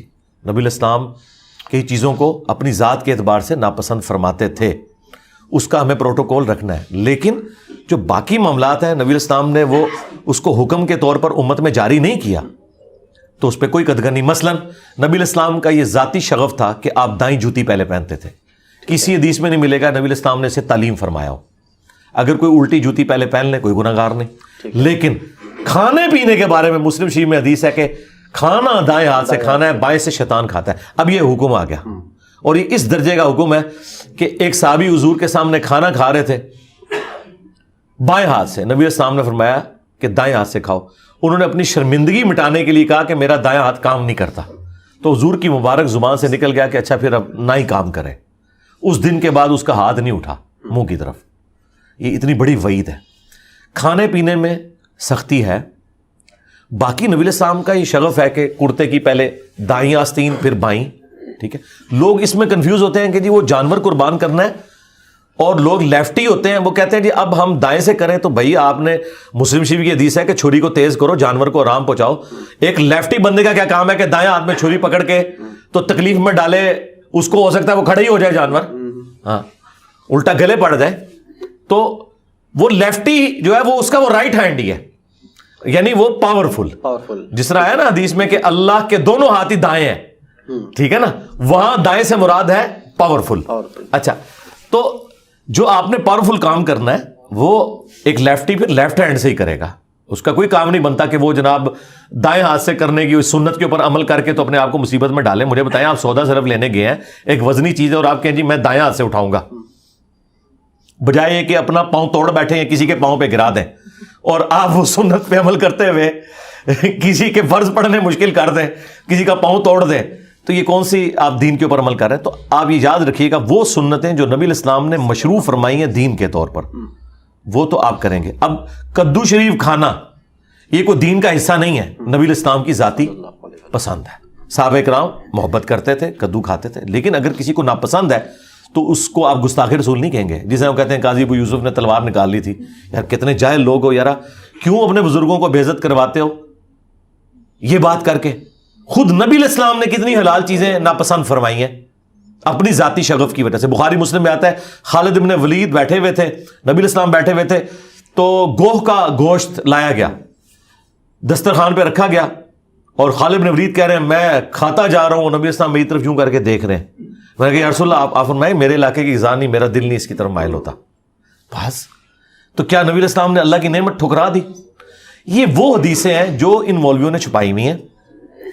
کہتے ہیں ہم نے چھپائی نہیں, بس ڈسکس نہیں کی. یار ڈسکس کر کے بتاؤ نا امت کو. ہمارے جو نوجوان بچے ہیں وہ بےچارے انہی چکروں میں پڑے رہتے ہیں کہ ہم نے یہ چیز دائیں ہاتھ سے پکڑنی ہے، یہ بائیں ہاتھ سے پکڑنی ہے. خدا کے لیے یار کیوں لوگوں کو مصیبت میں ڈالا ہوا ہے؟ سب سے بڑی مصیبت یہ ڈالی ہوئی ہے انہوں نے کہ آپ کھڑے ہو کے پانی نہیں پی سکتے. وہ حدیث منسوخ ہے صحیح مسلم کی، اور اس کی ناسخ حدیث بخاری میں ہے. مولا علی اپنے دور خلافت میں کوفے جب شفٹ ہوئے تو انہوں نے وضو کیا، لوگوں کو وضو کا طریقہ سکھایا مسجد کے اندر، اور پھر جو بچا ہوا پانی تھا نا اس برتن میں کھڑے ہو کر پبلکلی پیا، اور کہا کہ کوفے کے لوگوں میں نے دیکھا ہے کہ تم لوگ اس چیز کو معیوب سمجھتے ہو، جبکہ میں نے اللہ کے نبی علیہ السلام کو کھڑے ہو کے پانی پیتے ہوئے دیکھا ہے. یہ حدیث ناسخ ہے اس حدیث کی کہ شروع میں تھا، بعد میں منع کر دیا. مسلم شریف میں حدیث ہے کہ شروع میں آگ پہ پکی ہوئی چیز کھانے کے بعد وضو تھا، بعد میں اس چیز سے منع کر دیا گیا اور اجازت دے دی گئی. تو نبی علیہ السلام نے جامع ترمذی میں حدیث ہے، ابن عمر کہتے ہیں ہم نبی علیہ السلام کے مبارک زمانے میں کھڑے ہو کر کھانا بھی کھاتے تھے اور پانی بھی پی لیتے تھے، نبی علیہ السلام نے کبھی منع نہیں فرمایا. اب مجھے بتائیں، ایک بندہ دوستوں کے ساتھ واک کرنے نکلا ہے، اس بیچارے نے اپنی جیب میں چند مونگ پھلی کے دانے ڈالے ہوئے ہیں یا کچھ چنے ڈالنی ہیں، اب اس نے کھانے ہیں تو وہ تھوڑی تھوڑی دیر بعد جا کے کہیں بیٹھتا ہے اور منہ میں ڈال دیا. یار خدا کے لیے یار یہ کون سا دین آپ لوگوں کو سکھا رہے ہیں؟ ٹھیک ہے. اور آپ اندازہ کریں کہ یہ لوگ ایسی ایسی باتیں کرتے تھے. جب ہم چھوٹے تھے نا تو یہ سبز پگڑی والی جماعت میں تھے، وہ کہتے تھے کھڑے ہو کے جب آپ پانی پیتے ہیں نا تو ڈائریکٹ جا کے مثانے پہ گرتا ہے. اندازہ کریں ہمارے بزرگوں کو میڈیکل سائنس بھی نہیں آتی تھی، مثانے پہ کہاں جا کے گرتا ہے؟ وہ کہتے ہیں جی مثانہ کمزور ہو جاتا ہے. انہیں پتہ ہی نہیں کہ پانی کہاں سے ٹریول کر کے مثانے تک پہنچتا کب ہے. جس طرح وہ ایک ویڈیو وائرل ہے، وہ کہتے ہیں کہ جی آپ نے روزے کی حالت میں استنجا احتیاط سے کرنا ہے ورنہ پانی اوپر چڑھا جائے گا. یار ان سے پوچھو کہ ان کو، اچھا اس میں وہ کہتے ہیں میدے تک پہنچنے کا اندیشہ ہے. اللہ کے بندو، میدے تک تو تم سارے مل کے بھی پانی نہیں پہنچا سکتے. تمہیں اندازہ ہی نہیں کہ میدا کب آتا ہے، اور میدے کے بعد چھوٹی آنت پھر بڑی آنت، کوئی موٹر بھی لگائے نا تو تب بھی وہاں نہیں پانی پہنچا سکتا. تو یہ گریوٹی کے اپوزٹ کہاں سے پہنچ گیا؟ اس سے آپ اندازہ لگائیں گے. اپنے بزرگوں کے بارے میں کلیم کرتے ہیں نا ان کی بڑی خدمات ہیں، انہیں بڑا علم غیب تھا، ان کو بیسک سائنس بھی نہیں آتی تھی. بیسک سائنس بھی نہیں آتی کہ پانی انڈر گریوٹی نیچے جاتا ہے یا اوپر چڑھتا ہے. یہ ان لوگوں کی حالت ہے اور لوگوں کو پریشان کیا ہوا ہے. اور لوگ پھر ہم سے مسئلے پوچھ رہے ہوتے ہیں کہ جناب یہ روزہ ٹوٹ جاتا ہے. جی اندازہ کریں. اچھا نبی، سائنس کی بات ہوئی تو سائنس سے ایک سوال ذہن میں آ گیا کہ قدرتی آفات پوری دنیا میں آتی ہیں. جاپان، ساؤتھ کوریا، وہ ایک ایریا ایسا ہے کہ وہاں پہ زلزلے اکثر آتے رہتے ہیں لیکن وہاں پہ نقصان نہیں ہوتا. انگلینڈ، یورپ میں وہاں پہ بارشیں بہت زیادہ ہوتی ہیں لیکن وہاں پہ کبھی سیلاب نہیں آتا. ہمارے ہاں جب بھی کوئی مسئلہ ہوتا ہے تو ہم اللہ پہ ڈال دیتے ہیں کہ اللہ کا عذاب ہے. جیسے ابھی ریسنٹ زلزلہ آیا یہاں پہ، اور اس طرح ترکی میں آیا زلزلہ. تو ذرا قرآن و حدیث کی روشنی میں اور سائنس، کیونکہ آپ کے پاس ماشاءاللہ آپ کی پوری ریسرچ ہے، تو دونوں حوالے سے بتا دیں کہ صرف اللہ کا عذاب ہوتا ہے، اور اگر ہم اس کا کوئی سد باب کرتے ہیں تو سد باب کرنا کیا گناہ میں شامل ہو جاتا ہے؟ میرے بھائی قیامت کی ساری نشانیاں پاکستان میں پوری ہو رہی ہیں. دنیا تو دن ب دن ترقی کر رہی ہے. یہ ہم کام چور لوگوں کا ایک اسکیپ روٹ ہے، اور شریعت نے اس کی اجازت نہیں دی کہ آپ اس طرح کے معاملات اللہ تعالیٰ کے اوپر ڈالیں. اللہ تعالیٰ نے انسان کو ترقی کروائی ہے نا، اور آپ نے اپنے معاملات کو گیون سرکمسٹانسز میں لے کر چلنا ہے. نبی صلی اللہ علیہ وآلہ وسلم اور ان کے اصحاب اس طرح کے معاملات کو اس طریقے سے لے کر چلا کرتے تھے. جو چیزیں دوسرے ملکوں میں اپرچونٹیز ہیں ہمارے لیے وہ عذاب بنی ہوئی ہیں. عذاب ہو تو ہر جگہ ہی آئے نا. معذرت کے ساتھ اس کا سلوشن یہ ہے کہ جس طرح یورپ نے ویٹیکن سٹی میں بٹھا دیا تھا نا مولویوں کو اپنے، جب تک آپ اپنے مولویوں کو نا سائڈ پہ نکال کے نا کسی ناردرن ایریا میں کوئی ویٹیکن سٹی نہیں بناتے نا، اس وقت تک اس پاکستان کی ترقی نہیں ہو سکتی. الا یہ کہ وہ خود سائنس کی تعلیم حاصل کریں اور لرن کریں اور قرآن و سنت بھی پڑھیں. آپ مجھے بتائیے سورہ یوسف کے اندر جب اس بادشاہ نے خواب دیکھا تھا کہ 7 جو ہے موٹی گائے چر رہی تھیں نیل سے نکل کے، اور پھر ایک 7 خشک زمین سے پتلی گائے نکلی اور ان کو کھانا شروع ہو گئی، اور اس خواب کی تعبیر بتائی سیدنا یوسف علیہ السلام نے. اس کے بعد پتہ کیا الفاظ ہیں قرآن میں؟ انہوں نے کہا کہ آپ مجھے وزیر خوراک بنا دیں، میں امانت دار بھی ہوں اور اس معاملے کو بہتر طریقے سے ٹیکل کر سکتا ہوں. انہوں نے یہ نہیں کہا کہ میں دعا کروں گا انشاءاللہ یہ ٹل جائے گی. اور وہ کس طریقے سے وہ 7 سال خوشحالی کے آئے. اس میں انہوں نے گندم زیادہ کاشت کی، اس کو سٹوں کے اندر رہنے دیا، باہر دانے نہیں نکالے کیونکہ وہ ایکسپوز ہوں گے اور وہ خراب ہو جائیں گے. یہ بھی اللہ نے ان کو ایک ٹیکنیک سکھائی تھی. اور پھر اگلے 7 سال تک نہ صرف خود گندم استعمال کی بلکہ دور دراز سے لوگ ان کے بھائی بھی آگے آپ کو پتا ہے, اور اس طریقے سے شام سے یہ لوگ مصر شفٹ ہوئے. تو حضرت یوسف علیہ السلام نے تو ٹیکنالوجی کا استعمال کیا ہے, اسے عذاب لائی, حالانکہ یہ اس سے بڑا کیا عذاب تھا. آپ کو یہ بتایا جاتا نا قحط آ جائے گا, بارشیں ہونا بند ہو جائیں گی, اور بھائی 7 سال بارشیں نہیں ہوئیں. یوسف علیہ السلام نے کوئی رونا پیٹنا نہیں ڈالا, انہوں نے اسے مینج کیا.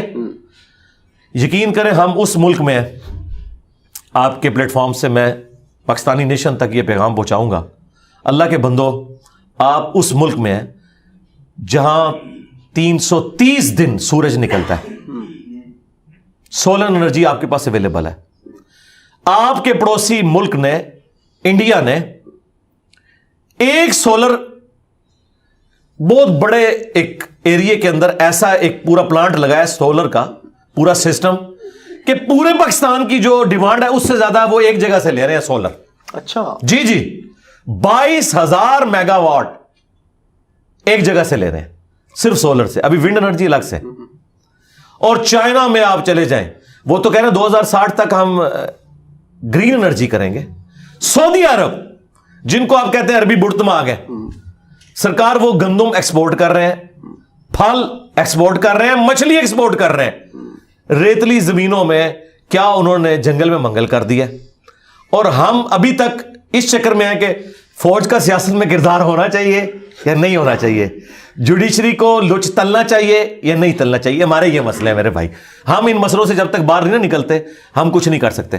تو جس ملک میں 330 دن سورج نکلتا ہے, اس ملک میں جن لوگوں نے کروڑوں کی گاڑیاں رکھی ہوئی ہیں, کروڑوں کے بنگلے بنائے ہوئے ہیں, 20-25 لاکھ روپے کا 10 kVA کا ایک سسٹم اپنے گھر میں نہیں لگا سکتے تاکہ وہ بجلی جو وہ یوز کر رہے ہیں وہ غریب کو ملے. آج بھی گورنمنٹ جو آپ کو 25 روپے کا یونٹ دے رہی ہے نا, گورنمنٹ کو وہ 40 سے 50 روپے کا پڑتا ہے. اوپر صدقہ خیرات کا 15 روپے گورنمنٹ آپ کو سبسڈائز کر کے دیتی ہے. ایک امیر آدمی کا کام تو نہیں ہے کہ وہ وابڈا سے سستی بجلی لے رہا ہے سبسڈائز. کیوں؟ وہ تو افورڈ کر سکتا ہے. جو 1 کروڑ کی گاڑی افورڈ کر سکتا ہے وہ 20 لاکھ کا سولر سسٹم نہیں اپنے گھر لگا سکتا. میں نے ملک ریاض صاحب سے اس طریقے سے DHA کے جو کرتے دھرتے ہیں, سٹی ہاؤسنگ کے کرتے دھرتے ہیں, جدھر زیادہ بجلی استعمال ہو رہی ہے, کیونکہ ہمارے ملک کا 40% جو لوڈ ہے وہ ایئر کنڈیشن کے اوپر ہے, ان سے میں نے ریکویسٹ کی کہ یار آپ لوگ پابند کرو کہ 1 سال سے زیادہ ہم بجلی نہیں دیں گے, اپنے سولر لگاؤ, بورنگ بھی کرائیے, سولر بھی کراؤ, تاکہ کم از کم یار غریبوں کے لیے بجلی اویلیبل ہو. یہ آپ کام کرو. تو مجھے اس سے آیا کہ وہ اپرچونٹی بناتے ہیں, یعنی دنیا پانی سے ڈیم بناتی ہے, ہم پانی کو ڈیم بنانے کی بجائے وہ غریبوں کے اوپر چھوڑ دیتے ہیں, ان کی فصلیں برباد کرتے ہیں, اور پھر اس نام کے اوپر ہم دوسرے ملکوں سے چندے ہتھیاتے ہیں, اور وہ چندے بھی جو ہتھیاتے ہیں نا وہ بھی اپنے اوپر لگاتے ہیں. آپ دیکھیں وہ ہمارے وہ جو بھائی ہیں ARY کے اوپر پروگرام کرتے ہیں, شاہ جی کیا نام ہے ان کا, اقرار الحسن, انہوں نے جو وہ پروگرام کیا یار میرے تو آنسو آ گئے. یار کتنے ظالم ہیں یہ سندھ کے آفیسرز کہ وہ امداد کے کمبلوں کو اور وہ سامان کو کس طریقے سے بیچ رہے ہیں اور غریبوں تک پہنچ ہی نہیں رہا جن کے نام کے اوپر وہ آیا ہے. تو یہ کیا سمجھتے ہیں یہ بچ جائیں گے؟ بخاری مسلم میں حدیث ہے کہ بدترین گڈریا وہ ہے جو حکمران ہے. جس طرح ایک گڈریا بھیڑ بکریوں کے اوپر ہے نا, سب سے بدترین گڈریا وہ ہے جو حکمران ہے. اگر اس نے انصاف نہ کیا اس پہ جنت حرام ہو جائے گی. یہ گڈریا تو دنیا میں نقصان اٹھائے گا نا, جو حکمران ہے وہ نہیں بچنے کا. یہ حکمران یہ نہ سمجھے کہ ہماری ذمہ داری نہیں ہے. نہیں, سرکار جس طریقے سے تم لوگ ایفرٹ کر کے پرائم منسٹر بننے کی کوشش کرتے ہو تو کیا سمجھتے ہو کہ تمہاری پکڑ نہیں ہوگی؟ یقین کریں کہ یہ لوگ عام انسان بن کے رہنا تو جنت میں جانے کے چانسز ہیں. یہ اگر کسی پوسٹ میں بیٹھ گئے جہنم ان کی کنفرم ہے اگر یہ لوگ انصاف نہ دے سکیں. تو اس اعتبار سے ہمارے ملک کے اندر عذابات کو بجائے اللہ تعالیٰ پہ ڈالنے کے, اللہ تعالیٰ نے یہ اپرچونٹی آپ کو دی ہے, اس کو آپ اویل کریں. میں تو کہتا ہوں کہ جو کچھ امریکہ میں ہو رہا ہے, ٹورناڈوز وہاں پہ آتے ہیں, اچھا وہاں پہ سمندری طوفان آتے ہیں, تو وہ تو کئی سو سال سے اللہ کے عذاب میں ہے, لیکن انہوں نے اسے اپرچونٹی بنایا ہوا ہے, سب کچھ مینج کیا ہوا نا انہوں نے. جاپان دیکھیں, اتنے زلزلے آتے ہیں لیکن ان کی بلٹ ٹرین جو ہے نا وہ ڈسٹرب نہیں ہوتی, وہ فوراً رک جاتی ہے. وہ آپ ویڈیوز دیکھیں کس طرح انہوں نے وہ الارم سسٹم بنایا ہوا ہے, تو سرکار انہوں نے کر دیا, سب کچھ کر کے بتایا. تو یہ ہماری صرف کمزوریاں, ہم نے اللہ تعالیٰ پہ ڈالی ہیں. اللہ تعالیٰ پہ ضرور ڈالیں لیکن ارادوں کے, محنتوں کے ٹوٹنے کے بعد. ہاں, وہ مسلم شریف میں حدیث ہے, کتاب القدر جو ڈیسٹنی کا چیپٹر ہے, تقدیر کا, اس کی آخری حدیث ہے, وہ میری فیوریٹ حدیث ہے. اے ابو ہریرہ, جو چیز تجھے دنیا میں نفع دے اس کے لیے پوری کوشش کرنا, سستی نہ کرنا, کاہلی نہ کرنا, پھر اللہ سے مدد مانگنا. اللہ سے مدد بعد میں. ہاں, یہ نہیں کہ خالی پیپر دے کے تو دروشی پڑھ کے پھونک کے آ جاؤ, انشاءاللہ فیل ہوئے گا. بسم اللہ پڑھ کے ساکٹ میں 2 انگلیاں دو, انشاءاللہ مر جائیں گا. اور اس کے بعد بھی اگر رزلٹ تمہارے خلاف آئے تو یہ نہ کہنا کہ اگر یہ ہوتا تو اگر وہ ہوتا, پھر کہنا جو اللہ کی مرضی. اپنی ایفرٹ پٹ کریں, اس کے بعد اللہ پہ توکل کریں. ہم نہ ایفرٹ کرتے ہیں, نہ کوئی آگے معاملات کو لے کے چلتے ہیں, اور صرف کہانیاں کرواتے ہیں. سب کہانیاں کروا رہے ہیں. آپ دیکھیں ماشاء اللہ تعالیٰ, جب تک یہ گورنمنٹ میں ہوتے ہیں پکڑا ہی نہیں دیتے, جیسے ہی اپوزیشن میں جاتے ہیں سارے رستو بن جاتے ہیں, سارے آئنسٹائن بنے ہوتے ہیں. لگتا ہے کہ جناب یہ بندہ آ گیا تو پتہ نہیں کیا تلپٹ کر دے گا. اس بندے کو آپ وہاں بٹھائیں. پاکستانی باتیں کرنے میں, مشورے دینے میں ماشاءاللہ بہت شیر ہے. اس کی وجہ یہ کہ ہم نے اپنے بڑوں سے سیکھے ہی ہے کہ کام نہیں کرنا بھائی. وہ ہمارے آفس میں بھی کہتے تھے بھائی ایک ہاتھ نال کام کرو, ایک ہاتھ نال ٹول مارو. ہاں, لیکن جڑے سیانے ہوندے سے وہ کہتے ہیں بھائی 2 ہاتھ نال ٹول مارو, کام کرنے کی ضرورت ہی نہیں ہے. کیونکہ 20% لوگ 80% کام کرتے ہیں اور 80% لوگ 20% کام کرتے ہیں. یہ 80-20 رول ہے, آپ کو تو پتہ ہے, ٹھیک ہے نا.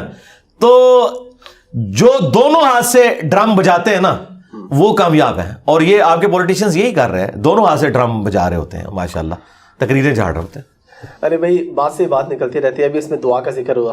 اچھا میں تھوڑا سا آپ کو ضمن یہ بھی بتا دوں کہ میری پوڈ کاسٹ کو نا اکثر لوگ ہومیوپیتھک کہتے ہیں نا فائدہ نہ نقصان ہے. آپ ٹوکتے نہیں گیسٹ کو, بار بار پتہ لگے کہ آپ کو بات کریں, بار بار ٹوکیں. تو میں کوشش کرتا ہوں سوال پورا ڈیٹیل میں ایک ہی دفعہ کر لوں تاکہ فائدہ ہو جائے. تو یہ بھی ڈیٹیل سوال ہے. دعائیں ہماری آج کل قبول کیوں نہیں ہوتی, اور دعا قبول کروانے کا طریقہ کیا ہے؟ وسیلے سے دعا مانگنا جائز ہے یا ناجائز ہے؟ اعمال کا وسیلہ دے کے, بزرگوں کا وسیلہ دے کے, یا کسی کے پاس جا کے, کسی کی قبر پہ جا کے اللہ سے ہی مانگنا, یا روضہ رسول پہ جا کے اللہ سے مانگنا صلی اللہ علیہ وسلم.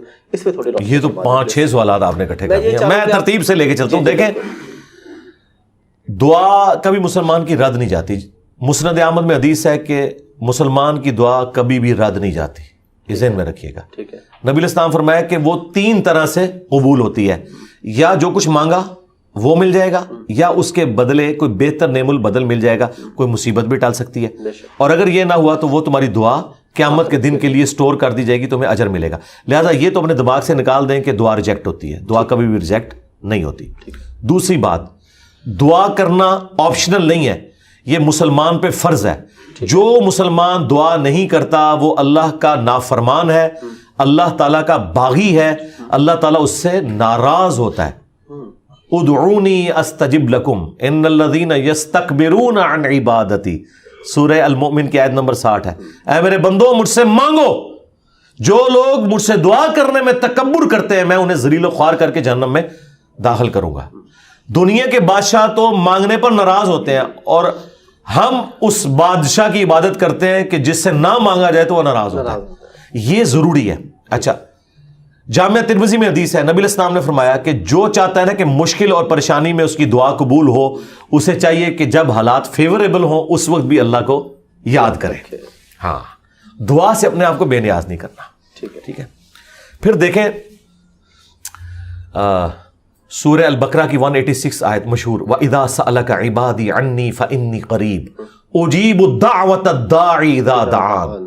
ہاں, اے نبی صلی اللہ علیہ وآلہ وسلم, جب میرے بندے آپ سے میرے بارے میں پوچھیں تو آپ فرمائیں میں تمہارے بالکل قریب ہوں, ہر پکارنے والے کی پکار کو سنتا ہوں, لیکن فَلْيَسْتَجِيبُوا لِي, ان کو بھی تو چاہیے کہ میرا حکم مانے, وَلْيُؤْمِنُوا بِي, اور مجھ پر ایمان لائیں, لَعَلَّهُمْ يَرْشُدُونَ, تاکہ یہ کامیاب ہو سکیں. تو یہ ون وے ٹریفک نہیں میرے بھائی, یہ دونوں طرف سے. اس طرح نہیں ہوگا کہ آپ نافرمانیوں کی زندگی گزاریں اور پھر آپ باغیوں والی زندگی گزاریں اور پھر دوستیاں بھی نمانے کی کوشش کریں. پھر دعا کا ایک پروٹوکول ہے. جامعہ ترمذی میں حدیث ہے, نبی الاسلام بیٹھے تھے, سیدنا ابوبکر سیدنا عمر بیٹھے تھے, ایک شخص آیا, اس نے نماز پڑھی اور ڈائریکٹ اللہ سے مانگنا شروع کر دیا. نبی الاسلام نے فرمایا سائل نے جلدی کی. پھر ایک اور شخص آیا, اس نے نماز پڑھی, اللہ کی حمد کی, پھر دروشی پڑھا, تو آپ نے فرمایا سل تعطا، مانگ تجھے دیا جائے گا، مانگ تجھے دیا جائے گا. اور دوسرے بندے کو آپ نے بلا کے کہا کہ جب دعا کرو پہلے اللہ کی حمد کرو، پھر دروشی پڑھو، پھر اللہ سے مانگو. اور نماز میں دیکھیں پہلے ہم اللہ کی حمد کرتے ہیں، التحیات للہ والصلوات والطیبات، پھر سلام عرض کرتے ہیں، اس کے بعد دروشی پڑھتے ہیں اور اینڈ پہ دعا. یہ پروٹوکول ہے دعا کا، یہ طریقہ ہے دعا کرنے کا. آپ نے دعا اس طریقے سے اللہ کے حضور پیش کرنی ہے تو دعائیں اللہ تعالیٰ قبول فرمانے والا ہے. اور بعض اوقات انسان یہ چاہتا ہے کہ جو میں مانگ رہا ہوں نا یہی مجھے مل جائے. یہ سب سے بڑی انسان کی کمزوری ہے. میں اپنی زندگی میں کئی ایسی دعائیں جانتا ہوں جو میں آج کہتا ہوں کہ شکر ہے وہ قبول نہیں ہوئی، اور اس وقت اگر آپ مجھے پوچھتے تو میں کہتا کہ میری زندگی کی سب سے بڑی خواہش یہ ہے. میں نے خلاف کعبہ 2002 میں پکڑ کے دعا کی تھی کہ اے اللہ مجھے بریلوی مارنا، بجائے یہ کہنے کے کہ مسلمان مارنا، میں ایک فرقے کے لیے دعا کر رہا تھا. شکر ہے یہ اللہ قبول نہیں کی تھی، تیری مہربانی.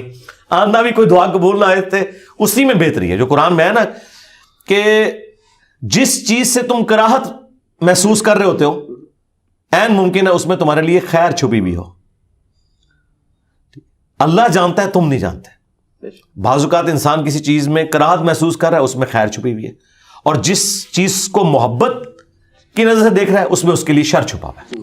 اس کو ڈاکٹر ذاکر نائک نے بڑی مثال پیاری دی تھی کہ آپ کا امریکہ میں کوئی بزنس ہو اور آپ نے فلائٹ سے پہنچنا ہو، میٹنگ ہو آپ کی، اور وہ میٹنگ آپ اٹینڈ کریں تو آپ کو کروڑوں کا بزنس ملنے والا ہے، اور اگر رہ جائے تو آپ کا اتنا نقصان ہو جائے گا سارے بزنس مین کے لیے. آپ جیسے ہی ٹریفک کے لیٹ ہونے کی وجہ سے ایئرپورٹ پہنچیں اور آپ کو پتا چلے کہ وہ جہاز اڑ گیا ہے جس میں آپ نے جانا تھا، تو آپ کہیں گے میری زندگی کی سب سے بری خبر تھی جو میں نے سنی. اور اسی گاڑی میں واپس آتے ہوئے آپ کو خبر ملے کہ وہ جہاز کریش کر گیا، تو آپ کہیں گے وہ میری زندگی کی سب سے بہترین خبر تھی جو میں نے اس وقت سنی تھی، شکر ہے میں نہیں بیٹھا اس میں.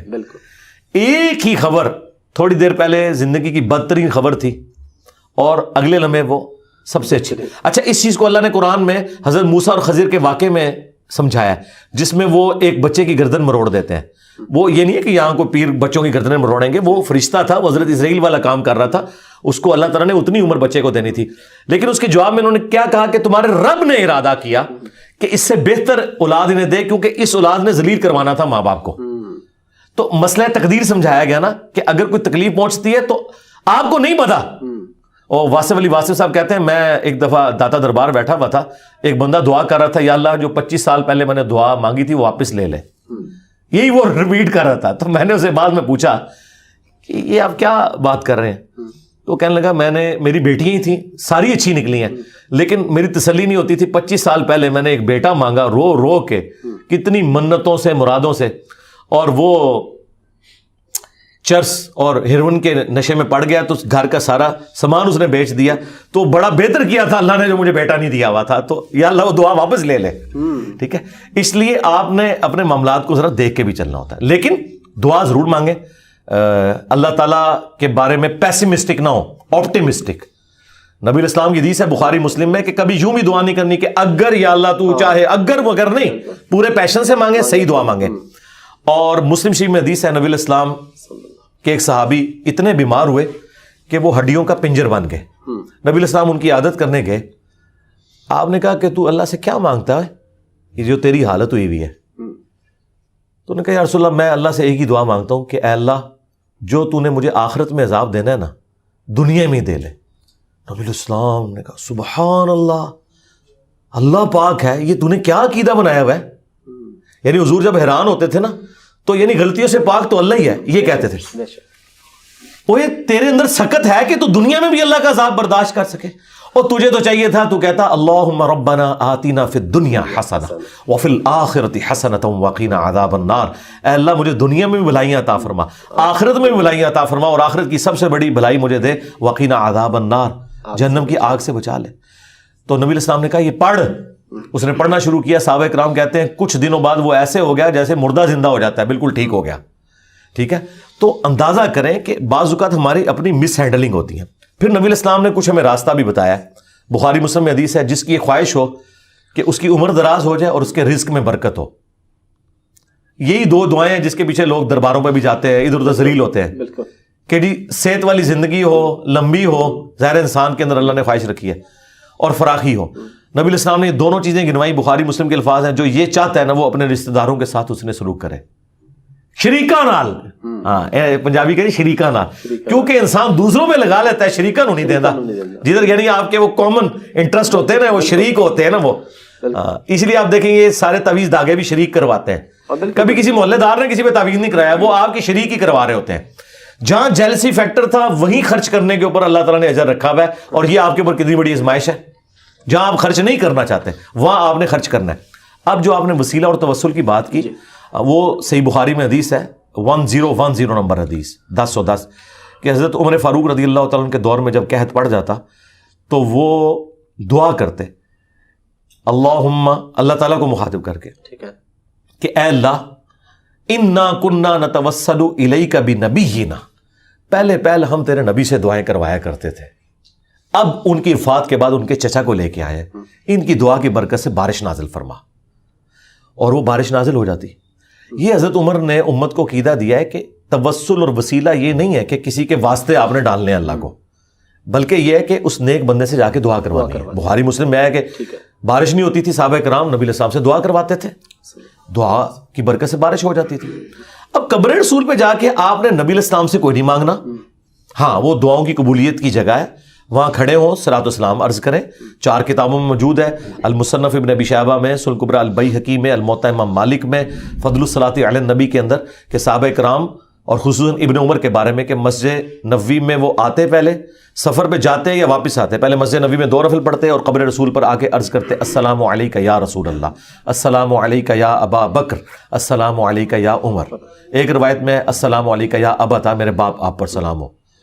تو یہ صحابہ کرام کا طریقہ تھا, قبر رسول پہ حاضر ہونا, وہاں کھڑے ہو کر اللہ سے دعا مانگنی ہے. آپ نے کسی یعنی بزرگ سے یا پیغمبر سے ڈائریکٹ نہیں مانگنی, اور نہ واسطے ڈالنے ہیں.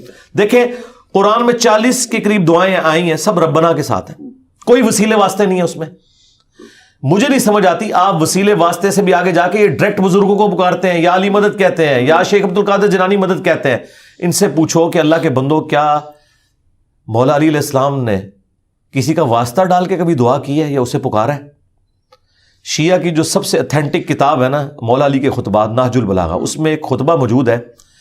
اپنے بیٹے کو انہوں نے کچھ نصیحتیں کی ہیں, اس میں انہوں نے کہا کہ حسن یاد رکھنا تم اس کی اولاد ہو جس نے عنقریب مر کے مٹی ہو جانا ہے, بقا صرف اللہ کی ذات کو ہے. حسن جب بھی تجھے مصیبت اور پریشانی ہو صرف اسی کو پکارنا, اور اے میرے بیٹے حسن یاد رکھنا اللہ کی بارگاہ وہ ہے جس میں اس نے اپنے لیے کوئی دربان بھی مقرر نہیں کیا, تم ڈائریکٹ اللہ سے مانگو. اب مجھے بتائیں اگر یا علی مدد کا عقیدہ ہوتا تو سب سے پہلے وہ اپنے بیٹے کو سکھاتے, حسن ابن علی کو. اگر حسن ابن علی کو یا علی مدد کا عقیدہ نہیں سکھایا گیا تو باقی تو شاہی کوئی نہیں. پھر یہ سارے انہوں نے گھڑے ہوئے عقیدے. ہاں آپ یہ کہہ سکتے ہیں اے اللہ جو تجھے اپنے نبیوں سے, ان کے اہل البیت سے, ان کے صحابہ سے محبت ہے, میں اس محبت کا وسیلہ تجھے پیش کرتا ہوں کہ میرا یہ کام کر دے. یہ اللہ کی صفت کا وسیلہ ہوگا. ٹھیک ہے, وَلِلَّهِ الْأَسْمَاءُ الْحُسْنَى فَادْعُوهُ بِهَا, اللہ کا اپنے پیغمبروں سے محبت کرنا یہ اللہ کی صفت ہے, اس کا آپ وسیلہ پیش کر سکتے ہیں. ٹھیک ہے. اس طرح نیک اعمال کا وسیلہ وَاسْتَعِينُوا بِالصَّبْرِ وَالصَّلَاةِ, نماز اور صبر کے ذریعے اللہ کی مدد چاہو, بالکل آپ وسیلہ پیش کریں. وہ 3 لوگ وہ غار میں پھنس گئے تھے, بخاری مسلم میں آتا ہے, انہوں نے اپنے عمل کا وسیلہ پیش کیا, یہ آپ کریں, بالکل کریں, اس میں تو کوئی شک والی بات نہیں. لیکن یہ جو واسطے ڈالنا فلانے دا صدقہ یہ کوئی ثابت نہیں میرے بھائی, اس طرح کی کوئی روایت اصول محدثین کے اوپر صحیح نہیں ہے. جی علی بھائی, اس میں بھی آپ نے کیونکہ وہاں کا ذکر ہوا مکہ مدینہ کا, تو آپ سفر کیوں نہیں کرتے؟ کوئی پابندی تو نہیں لگ گئی آپ پہ؟ شاید کچھ لوگ یہ بھی سوچتے ہو کہ علی بھائی پہ سعودی عرب جانے پہ پابندی ہے. نہیں, اب تو ماشاءاللہ حالات میرے لیے سب سے زیادہ سازگار ہیں. بالکل بالکل, وہ میں بتاؤں اس لیے کہ محمد بن سلمان جو ہے نا, یہ ہم جیسے بندوں کو سوٹ کرتا ہے. اس کی پالیسی سے آپ کو اختلاف ہو سکتا ہے, لیکن یہ یاد رکھیے گا یہ جو مذہبی پرورٹڈ طبقہ ہے نا, اس سے زیادہ جو سیکولر لوگ ہیں نا, یہ دنیا کے لیے بینیفیشری ہیں. کیونکہ آج اگر ٹی ایل پی کی حکومت آ گئی نا تو وابی نہیں زندہ بچتے. ہاں یہ ذہن میں رکھیے گا. اور ادھر اگر وابیوں کی حکومت آ گئی نا تو نہ بریلوی زندہ بچیں گے, نہ بریلویوں کا کوئی مزار بچے گا. آپ دیکھیں محمد سلمان نے وہ تمام صحابہ کرام کی چیزیں رینیو کی ہیں. حضرت علی کا گھر بحال کر دیا, اور مسجد نبوی سے لے کے مسجد قباء تک وہ راستہ بنا دیا. وہ اس کو, یہ بہت پہلے ان کو کرنا چاہیے تھا.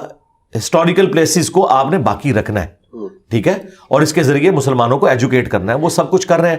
شرطوں کا اثر اور رسوخ بالکل اس نے آلموسٹ ختم کر دیا ہے. وہ خود تنگ آیا ہوا ہے, اس کو پتا ہے کہ یار یہ ایک پرورٹڈ قسم کی نیچر ہے. ایک تو نا اصلاح والی پرورٹڈ نیچر, یہ نہیں ہونی چاہیے.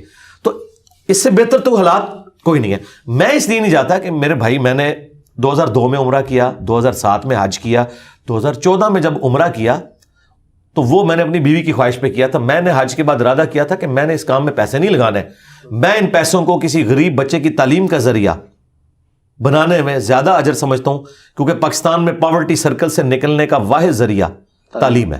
ہم لوور مڈل کلاس سے اوپر آئے ہیں صرف تعلیم کی برکت سے, ادروائز ہم کسی لینڈ لارڈ کی اولاد تو نہیں تھے. تو اس لیے میری کوشش ہوتی ہے کہ میری جو جمع پونجی ہے نا, میں کسی غریب بچے یا بچی کی یونیورسٹی کا خرچہ اٹھاؤں. یہ 2014 میں میری وائف مجھے لے کے گئی تو میں اسے اس شرط پہ لے کے گیا کہ اس کے بعد میں نے نہیں حرم آنا, میں اس کو بہتر کام میں لگاؤں نا. میں نے تو ریشو پروپورشن دیکھنی ہے. حج ہم نے کر لیا, اور میں نے کعبے میں اس سے عہد لیا تھا کہ اب ہم نے واپس نہیں ادھر آنا. اب لوگ اسے کہیں گے فینیٹک ہونا, نہیں میرے بھائی, میں تو دیکھوں گا نا کہ مجھے نفع کہاں سے آتا ہے. ٹھیک ہے, تو نفع تو مجھے اس معاملے میں, نبی الاسلام نے بھی ایک ہی حج کیا نا زندگی میں, عمرے 4 کیے, ان میں سے بھی ایک قضا والا تھا. ٹھیک ہے نا, جس کے پاس استطاعت ہے وہ ضرور کرے. ہماری جمع پونجی اتنی ہے کہ یا ہم عمرہ کر لیں یا کسی غریب کی مدد کر لیں, تو ہم وہی کریں گے جو اس وقت ضرورت ہے پاکستان کو, پاکستان کی غریب عوام کو. اس کے پیچھے کوئی اور ریزن نہیں ہے. مجھے کوئی مفت بھی لے جائے, سعودی حکومت بھی آفر کرے, تب بھی میں نہیں جاؤں گا. اب ضرورت نہیں ہے. لیکن لوگ اس سے پھر یہ نکال لیتے ہیں کہ پھر حج کی ضرورت ہی نہیں, ہم ساری غریبوں کو. نہیں, حج فرض ہو آپ نے کرنا ہے. میں سمجھ گیا, لیکن میں پبلک کے لیے آپ سے کوشچن کر رہا ہوں کہ جو لوگ یہ کہتے ہیں فرض حج بھی نہیں کرتے کہ یار غریبوں کی مدد, جو کہتے ہیں نا فرض حج نہیں کرنا, وہ کافر ہیں. گمراہ نہیں, کافر ہیں. اسلام کی بنیاد 5 چیزوں پہ ہے. بخاری مسلم میں ہے, کلمہ شہادت کے بعد نماز, زکوٰۃ, حج اور رمضان کے روزے. اور قرآن میں واضح ہے کہ جو استطاعت رکھتا ہے سورہ آل عمران میں وہ اللہ کے گھر کا حج کرے, اور اگر کوئی بے پرواہی کرتا ہے نا تو اللہ تعالیٰ غنی ہے سارے جہان والوں سے. یہ ذہن میں رکھیے گا. حج چھوڑنے والا جان بوجھ کے اور اس کی تحقیق کرنے والا تو دار اسلام سے ہی خارج ہے. یہ تو آؤٹ آف کوسچن ہے. لیکن مجھے بتائیں یہ کون سا حج ہے, یہ کون سا عمرہ ہے کہ جاتے ہوئے بھی رشتہ داروں کو مل کے جاتے ہیں, انہیں تکلیف دیتے ہیں. یہ کہاں ہے کہ آپ نے ہر دفعہ مل کے جانا ہے؟ وہ اس لیے مل کے جاتے ہیں جب ہم واپس آئیں ہمیں مبارکباد دینے آئے. یار تم لوگ عذاب الہی بنے ہوئے ہمارے لیے, اور نہ مبارک دے الٹا وہ گلا کرتے ہیں. یار اللہ کے لیے گئے تھے, جاؤ یار جاؤ. ٹھیک ہے, پورا سال سودی کام کرتے ہیں, دودھ میں ملاوٹ کرتے ہیں, اور 2 نمبر مال بیچتے ہیں, اور جا کے جی میں رمضان شریف میں اعتکاف بیٹھتا ہوں مسجد نبی میں. لعنت ہے تیرے اوپر. ٹھیک ہے, اگر رزق حلال نہیں تو نے کمایا. یہ میں میجورٹی کی بات کر رہا ہوں, یہ نہ سمجھیے گا چند ایک لوگ, میجورٹی حرام خور ہیں. اور یہ میں آپ کو بتاؤں, یہ جتنے اوپر لیول پہ ہیں سب نے چھکے مارے ہوئے ہیں. ہاں, کہیں نہ کہیں چھکا ضرور مارا ہے تو تب اوپر پہنچے ہیں, اللہ ماشاء اللہ. ہاں, یہ ذہن میں رکھیے گا. اور اس کے بعد وہ مومن ہو جاتے ہیں. تو اس لیے نا فرض والا ضرور کام کریں. یہ عمرے اور حج ضرورت سے زیادہ دوسرے غریب لوگوں کے دلوں پہ یہ چھریاں چلاتے ہیں جب ان کو ملتے ہیں جا کے, اور پھر ایکسپیکٹ کرتے ہیں کہ وہ لوگ مٹھائیاں ان کے لیے لے کے آئیں. آپ ان کو نوٹ کریں, کوئی گمنامی میں نہیں جاتا. تو اس کا مطلب ہے یہ جا رہے کس لیے ہیں, تاکہ باقیوں کو بتائیں کہ ہم کام ڈال کے آئے ہیں. ٹھیک ہے, اور وہ انہوں نے اجر دنیا میں لے لیا, آخرت میں 0 اجر ہے. وہ مسلم کی حدیث ہے, قیامت والے دن ایک سخی کو, ایک شہید کو اور ایک عالم کو بلایا جائے گا. اللہ تعالیٰ اسے نعمتیں گنوائے گا. شہید کہے گا یا اللہ جان دے دی, اور کیا کرتا؟ فرمایا اس لیے دی کہ تاکہ لوگ تجھے بہادر کہے اور تیری بڑی تعریف ہوئی ہے. ٹھیک ہے, اوندھا منہ کر کے تجھے جہنم میں پھینکوں گا, اور پھینک دے گا اللہ تعالیٰ. اور سخی کہے گا یا اللہ کوئی جگہ نہیں تھی جہاں تو نے حکم دیا اور میں نے خرچ نہ کیا ہو. اللہ تعالیٰ فرمائے گا اس لیے کہ لوگ تجھے سخی کہیں, اور تجھے دنیا میں سخی کہا گیا, تجھے اجر مل چکا. اور عالم, جو یہ کہتے ہیں عالم عالم اور ڈگریاں, تو وہ اللہ تعالیٰ فرمائے اس لیے کہ تاکہ آج کے دور میں اشتہار میں تیرے نام کے ساتھ دمیں لگے.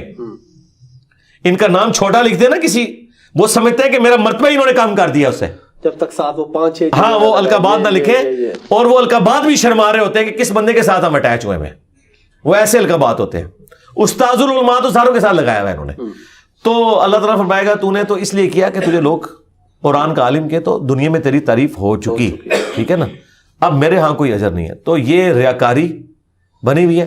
یہ میں تلخ باتیں اس لیے کرتا ہوں کہ میرے پاس لیسنس ہے یہ باتیں کرنے کا. داڑھی, پگڑی, کرتا شلوار, یہ میں کالر بھی دوسرے والا نہیں یوز کرتا. اگر ایک پیورلی گیٹ اپ, اور یہ میں بتاؤں یہ میں نے گیٹ اپ بھی صرف اس لیے بنایا کہ کوئی مذہب سے محبت رکھنے والا بندہ شیطان اسے یہ نہ ورگ لائے کہ اس کی داڑھی پوری نہیں ہے, اس کی فلاں چیز نہیں ہے.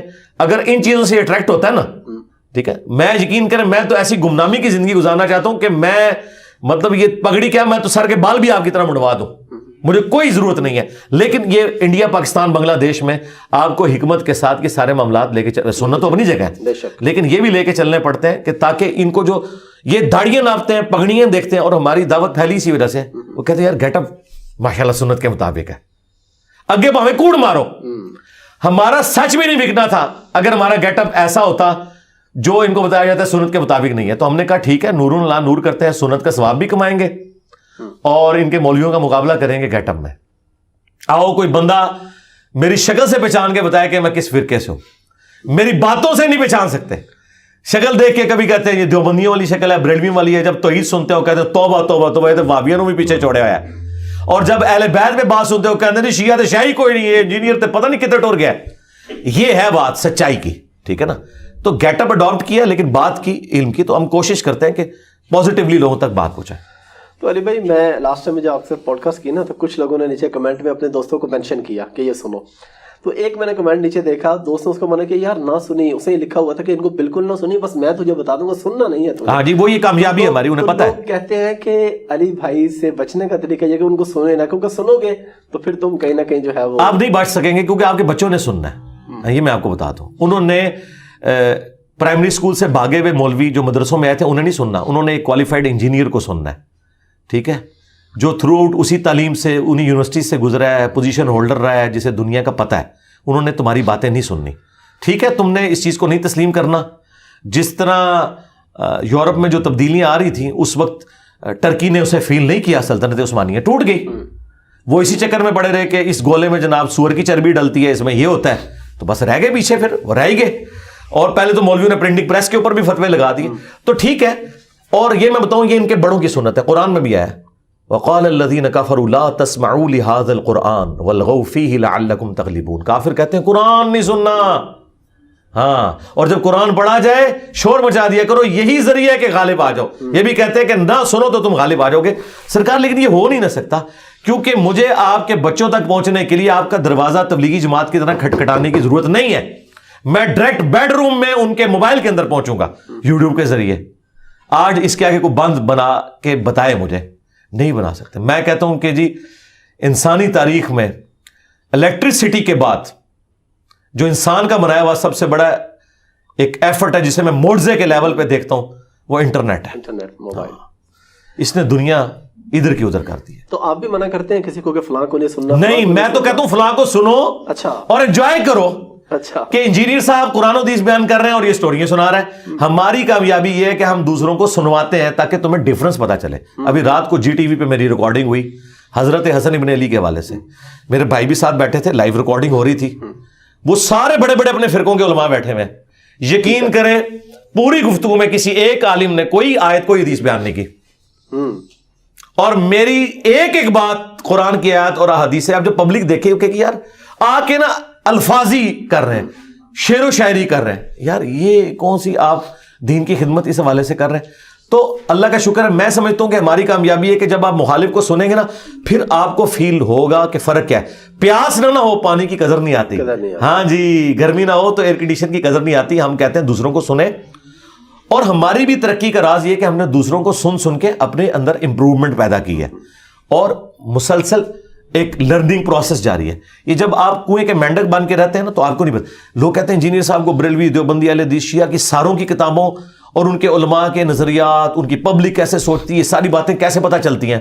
بھائی اس لیے کہ میں یہ نہیں کہتا کہ میں نے شیعہ کو نہیں سننا, میں نے وہابیوں کو نہیں سننا, میں سب کو سنتا ہوں, ان کی کتابیں پڑھتا ہوں, پھر انالیسس کرتا ہوں, تو تب میرا نالج انہانس ہوا ہے نا. اس لیے مولوی میرا مقابلہ نہیں کر سکیں گے, کیونکہ یہ کبھی بھی اس کنویں سے باہر نہیں نکل سکتے. ان کی تربیت یہ ہوئی ہے کہ اپنے بزرگوں کو سننا ہے. تو ان کو ایک لمحے کے لیے ذرا پوچھیں, ابھی تمہاری 2 نمبری چیک ہوگی کہ تمہارے جو مخالف ہیں اگر وہ بھی یہی کہنا شروع کر دیں کہ ان کو نہیں سننا, کہتے ہیں نہیں یہ نہیں ہونا چاہیے. اچھا, ہاں یہ کہیں گے.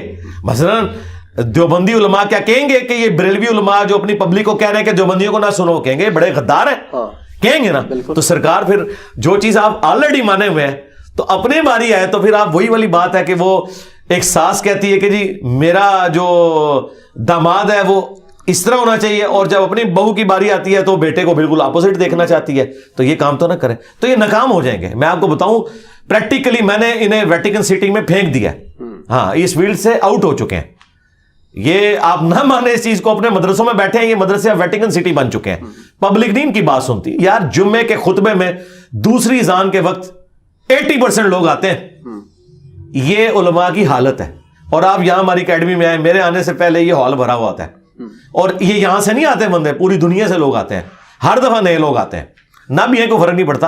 اور یوٹیوب پہ تو آپ دیکھ رہے ہیں ماشاءاللہ. اور ہمارے یہاں بھی ایک دوست بیٹھے ہیں ڈاکٹر ڈینٹسٹ ہیں، وہ بھی کہتے ہیں جمعے کو میں علی بھائی کا لیکچر گھر پہ سن لیتا ہوں، پھر نماز پڑھنا چلے جاتا ہوں، میں مسجد میں جا کے نہیں سنتا خطبہ. ظاہر ہے جی یہ اب سٹوریاں سنا رہے ہیں. میں تو کہتا ہوں اس سے اگلا ورژن ہونا چاہیے، مسجد میں جائیں اور علماء کو بتائیں کہ یار تیاری کر کے یار آؤ، جس چیز کا کھا رہے ہو تم سے تو فزکس کا پروفیسر بہتر ہے، وہ ایک دن پہلے تیاری کر کے تو جا کے ایف ایس سی کے اسٹوڈنٹس کو پڑھاتا ہے. یار تم لوگوں نے ہفتے میں ایک دن اور ٹوٹل 52 ہفتے آتے ہیں، بس 52 تقریریں کو اچھی سی یاد کر لو، سال بعد تقریر واپس آئے گی، قرآن کا ترجمہ شروع کر دو یار. لیکن نہیں، وہی کہانیاں لے کے چل رہی ہیں. اچھا علی بھائی، ایک بڑا ہی امپورٹنٹ مسئلہ پہلے بھی کئی بار ڈسکس ہو چکا ہے، لیکن میں چاہتا ہوں ہماری آڈینس تک دوبارہ پہنچے. طلاق کا مسئلہ، 1 ہے 3 ہے، اکٹھی دینی چاہیے، اکٹھی دے دے تو کیا شمار ہوتی ہے؟ یہاں پہ پھر لوگ فوراً مسلک تبدیل کر لیتے ہیں، پہلے ایک مسلک میں ہوتے ہیں، جب ہو جاتا ہے پھر وہ چینج کر لیتے ہیں. قرآن و حدیث کی روشنی میں طلاق کا پروسیجر کیا ہے؟ اور اگر کوئی بندہ 3 بول بیٹھا ہے تو اس کی کیا ہے؟ اس کے بعد رجوع ہے یا نہیں ہے؟ ایک کے بعد ہے یا نہیں ہے؟ تفصیل سے پلیز اس مسئلے کی. دیکھیں جو اہل سنت کی جتنی کتابیں ہیں، جتنے ائمہ ہیں، وہ تو متفق ہیں کہ ایک مجلس کی 3 طلاقیں 3 شمار ہوں گی، اور اس کے بعد رجوع نہیں ہو سکتا. ٹھیک ہے. اور حلالہ بھی نہیں ہو سکتا، وہ تو حرام ہے. وہ تو ایک نیچرل حلالہ ہے کہ اس نے کسی اور جگہ شادی کی، بائی چانس ہو گیا، وہ اکلادا معاملہ. ٹھیک ہے. اب آپ نے پوچھا طلاق اسلام میں طلاق ایک ہے. ٹھیک ہے. اس کے بعد دوسری طلاق دینے کی ضرورت نہیں. ٹھیک ہے. 3 مہینے بعد وہ عورت آپ کے نکاح سے نکل جائے گی. 3 مہینے تک وہ طلاق رجی ہوگی، یعنی ریورسیبل ہے. ٹھیک ہے. آپ واپس آ سکتے ہیں. 3 مہینے کے بعد، یعنی عورت 3 دفعہ پاک ہوتی ہے پیریڈز کے بعد، آلموسٹ 90 دن کے بعد وہ طلاق بائن بن جائے گی. یعنی وہ طلاق کے بعد اب آپ کا نکاح بھی ٹوٹ گیا. اب آپ اپنی مرضی سے اس کی طرف رجوع نہیں کر سکتے. اس کی مرضی آپ سے شادی کرے دوبارہ، ٹھیک ہے، نئے حق مہر کے ساتھ، نئے نکاح کے ساتھ. حلالہ اب یہاں پہ نہیں ظاہر ہے ایک طلاق کی بات ہے نا. ہاں جی. اور اس کی مرضی کسی اور کے پاس چلی جائے. لیکن قرآن میں آیا کہ اگر وہ عورت اسی شوہر کے پاس واپس آنا چاہتی ہے جس نے اسے ایک طلاق دی تھی اور طلاق بائن بن گئی، تو ان عورتوں کو ان کے انہی شوہروں کی طرف لوٹاؤ تم. ٹھیک ہے. کیونکہ بعض اوقات بیچ میں بدماش قسم کے سالے پڑ جاتے ہیں نا، وہ کہتے ہیں نہیں اسی طرح نہیں جان دینا. اس ٹائم تو وہ کہتے ہیں، بعد میں وہ اپنی بیویوں کے ہاتھوں اپنی بہنوں کو ذلیل کرواتے ہیں. عورت کی عزت اس کے خامند کے گھر میں ہی ہے.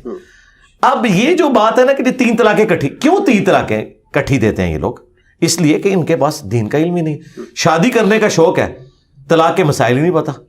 میں نے جب کبھی کسی کا نکاح پڑھایا نا، اسے بتایا کہ بھائی 3 طلاقیں کبھی دماغ میں بھی نہیں سوچنی، ایک بھی نہیں سوچنی. کیونکہ ابو داؤد میں حدیث ہے اللہ تعالیٰ کو حلال چیزوں میں سب سے ناپسند طلاق ہے. حلال اس لیے رکھی کہ بعض کا جینون ضرورت ہوتی ہے، ادروائز یہ اللہ کو پسند نہیں. مسلم میں حدیث ہے کہ شیطان کا تخت پانیوں پہ لگا ہوا ہے، شام کے وقت اس کے چیلے آ کے اسے مختلف گناہوں کی خبر دیتے ہیں کہ آج فلاں سے فلاں گناہ کروایا، فلاں سے فلاں. وہ خوش نہیں ہوتا. جب ایک چیلا کہتا ہے نا آج میں نے میاں بیوی میں علیحدگی کروا دی، وہ اسے معانقہ کرتا ہے. جب پھر ڈاکے ملتا ہے تو کم صحیح پایا بھائی، کیونکہ ہوں جدوں علادہ ہون گے نہ آتے معاشرے کے لیے وہ بچے ناسور بنیں گے. تو یہ اتنا نازک رشتہ ہے، اس میں ایجوکیٹ لوگوں کو کرنا چاہیے کہ ایک طلاق دیں، اور وہ بھی ضرورت پڑے تو، ادروائز ضرورت کوئی نہیں ہے. قرآن میں سٹیپ بتایا گیا نا کہ آپ نے پہلے اپنے بستر سے ان کو الگ کرنا ہے، اور پھر بہت ضرورت ہو تو آپ بس اس طرح سرزنش والا مار سکتے ہیں جس طرح چھوٹے بچے کو مارا جاتا ہے. یہ نہیں کہ ہڈی پسلی اس کی توڑ دینی ہے، ایسا معاملہ نہیں کرنا، اور وہ بھی ایک ایکسٹریم کیس کے اندر ہے. تو طلاق آپ نے ایک دینی ہے. کٹھی 3 طلاقیں دینا اگرچہ حرام ہے، گناہ ہے، لیکن صحابہ کرام کا اجماع ہے کہ وہ اسٹیبلش ہو جائیں گی. اس کے ثبوت میں مسلم میں حدیث ہے کہ حالت حیض میں طلاق دینا حرام ہے، لیکن نبی الاسلام نے عبداللہ بن عمر نے جب طلاق دی تو رجوع کروایا. جب ان سے پوچھا گیا اس طلاق کو شمار کیا گیا تھا، ان کا ہاں شمار تو کیا تھا، اس کے سوا تو چارہ نہیں تھا. حرام تھی لیکن اسٹیبلش ہو گئی. صحابہ کرام کا اس کے اوپر اتفاق ہے. الموطا امام مالک میں پورا چیپٹر موجود ہے. وہ جو مسلم کی حدیث ہے نا کہ نبی الاسلام کے زمانے میں حضرت ابوبکر اور عمر کے ابتدائی دور میں 3 ایک شمار ہوتی تھی، وہ اس عورت کے لیے کہ جس کی رخصتی نہ ہوئی ہوئی ہو. ٹھیک ہے. مرد نے اس کے ساتھ صحبت نہ کی ہو اسے کہتے ہیں غیر مدخولہ. غیر مدخولہ عورت کو اگر مرد 3 طلاقیں دے تو وہ ایک ہی شمار ہوگی. اس مرد کے پاس اجازت ہے کہ وہ اس عورت سے دوبارہ شادی کر سکتا ہے. ٹھیک ہے. بشرطے کہ خلوت سیاح ثابت نہ ہو, یعنی رخصتی نہ ہوئی ہو. ونس رخصتی ہو گئی ہے, خلوت سیاح ہو گئی ہے, تو پھر آپ نے اسی رول کو فالو کرنا ہے کہ اگر 3 طلاقیں دے دیں جو مرضی. اب یہ نہ جا کے اہل حدیثوں سے فتوے لیں. اہل حدیثوں میں بھی جو پڑھ لکھے علماء ہیں وہ چیز مانتے ہیں کہ یہ بعد میں, یہ زیادہ ابن تیمیہ نے مسئلہ اٹھایا تھا کیونکہ شیعہ کے ہاں یہ ایک مسئلہ تھا. خیر شیعہ کی تو اپنی بھی ریسٹرکشن علیحدہ سے ہیں, بس ان سے متاثر ہو کے انہوں نے, یعنی یہ وہ مسئلہ ہے جس میں شیعہ اور وہابی ایک ہے. اچھا. ویسے تو سمجھ لو اٹ کتے دا ویر تو نہیں کہنا چاہیے تھا, اور کوئی اس کے لیے کوئی مناسب چیز تو آپس میں ان کی دشمنی ہے. انڈیا پاکستان کا ویر کہہ لیں. ٹھیک ہے, اس مسئلے میں اتفاق ہے. ہاں اس مسئلے میں ان کا اتفاق ہے. تو بہرحال کتابیں جو ہیں نا اہل سنت کی وہ تو یہی بتاتی ہیں کہ صحابہ کرام نے 3 کو 3 شمار کیا ہے, اس میں دوسری رائے نہیں ہے. اور یہ جو لوگ جاتے ہیں فتوے لینے وہ ان سے سٹامپ پیپر پہ لکھوا لیتے ہیں کہ ہم اہل حدیث ہوتے ہیں. وہ اہل حدیث بس اس مسجد کے گیٹ تک ہی ہیں. بالکل. ہاں تو اس سے اندازہ لگائیں. میرا خیال ہے لوگوں کو ایجوکیٹ کرنا چاہیے تاکہ لوگوں میں یہ کم علمی کی وجہ سے جو یہ اس طرح کی حرکتیں آتی ہیں نا وہ نہ کریں. ابن عباس کا قول موجود ہے سنن کبریٰ البیہقی کے اندر, الموطا امام مالک کے اندر, کہ تم میں سے کوئی شخص غصے پہ آتا ہے اپنی بیوی کو 100 طلاقیں دیتا ہے تو پھر آ کے کہتا ہے ہم کیا کریں. تو ابن عباس کیا کرے, جاؤ 3 طلاقوں کی وجہ سے تمہاری بیوی حرام ہوگی, اس تان میں تم نے مذاق کیا. تو یہ اس وقت ایک ٹرینڈ چلا تھا. حضرت عمر نے جو 3 کو 3 کیا تھا نا, انہوں نے ایک ایگزیکٹو آرڈر کے طور پر غیر مدخولہ کے لیے بھی کر دیا تھا, کیونکہ دوسرے ملکوں سے عورتیں آ رہی تھیں اور مرد پھر وہ نکاح ہوئے ہوتے تھے, رخصتی کے بعد میں ہوتی تھیں, تو مذاق بنایا ہوا تھا. تو حضرت عمر نے کہا اب جو یہ کہے گا نا میں وہ 3 ہی اسٹیبلش کروں گا, رخصتی سے پہلے بھی اگر دے گا تو 3 اسٹیبلش کروں گا. یہ الموطا امام مالک میں پورے چیپٹر موجود ہیں. اور اس معاملے میں واقعی حضرت عمر کا یہ جو پولیٹیکل ڈیسیژن تھا یہ کوئی دین نہیں ہے. ہم کہتے ہیں آج بھی اگر کوئی 3 طلاقیں دیتا ہے غیر مدخولہ کو تو آپ ایک شمار کریں گے. نبی اسلام کے زمانے میں ہوتا تھا. حضرت عمر کا جو ڈیسیژن وہ اس وقت کے لیے انہوں نے ایک ایگزیکٹو آرڈر کے طور پہ کیا تھا, کوئی شرعی مسئلے کے طور پر نہیں. لیکن جس کی رخصتی ہوگی ہے اس کی 3 ہی شمار ہوں گے. علی بھائی بہت شکریہ آپ کے ٹائم کا. لاسٹ میں کوئی میسج پبلک کے لیے پلیز. پبلک کے لیے میسج یہ ہے کہ رمضان شریف ہے جی, اس میں فل زور لگائیں, اللہ کو راضی کرنے کی کوشش کریں. جامعہ ترمذی میں حدیث ہے, المستدرک للحاکم کے اندر حدیث موجود ہے کہ تباہ و برباد ہو جائے وہ شخص جو رمضان کا مہینہ پائے اور اپنی مغفرت نہ کروا سکے. اور مغفرت کروانے کا سب سے بہترین ذریعہ یہ ہے کہ اللہ تعالیٰ نے آپ کے پیغمبر صلی اللہ علیہ وآلہ وسلم کو جو یہ کتاب دے کر بھیجا ہے, جسے ہم نے جزدان میں رکھ کے صرف اپنی بچیوں کو بیات وقت نیچے سے گزارنے کا ذریعہ بنایا ہوا ہے. اس سے زیادہ اس کی کوئی اہمیت نہیں ہے. اس کو ترجمے سے پڑھیں, اور عربی فی الحال اس کی چھوڑ دیں. آپ ترجمے سے پڑھ کے ایٹ لیسٹ نالج حاصل کریں کہ اللہ نے آپ سے بات کیا کی ہے. بس اس رمضان کو آپ قرآن کے نام کریں. رمضان اور قرآن لازم و ملزوم ہے. شہر رمضان الذی انزل فیہ القرآن ھدی للناس. رمضان کا مہینہ وہ ہے جس میں قرآن نازل ہوا جو پوری انسانیت کے لیے ہدایت ہے. تو اس ہدایت کو حاصل کرنے کا ذریعہ یہ ہے کہ اسے پڑھ کے سمجھیں. شہد کی شفا چاٹنے میں ہے, بوتل گلے میں لٹکانے میں نہیں ہے تعویذ بنا کے. اور قرآن کی شفا اسے جزدان میں لپیٹنا یا صرف اس کی تلاوت کرنا نہیں, بلکہ اس کے اندر دیکھیں اللہ تعالیٰ نے آپ سے کیا فرمایا.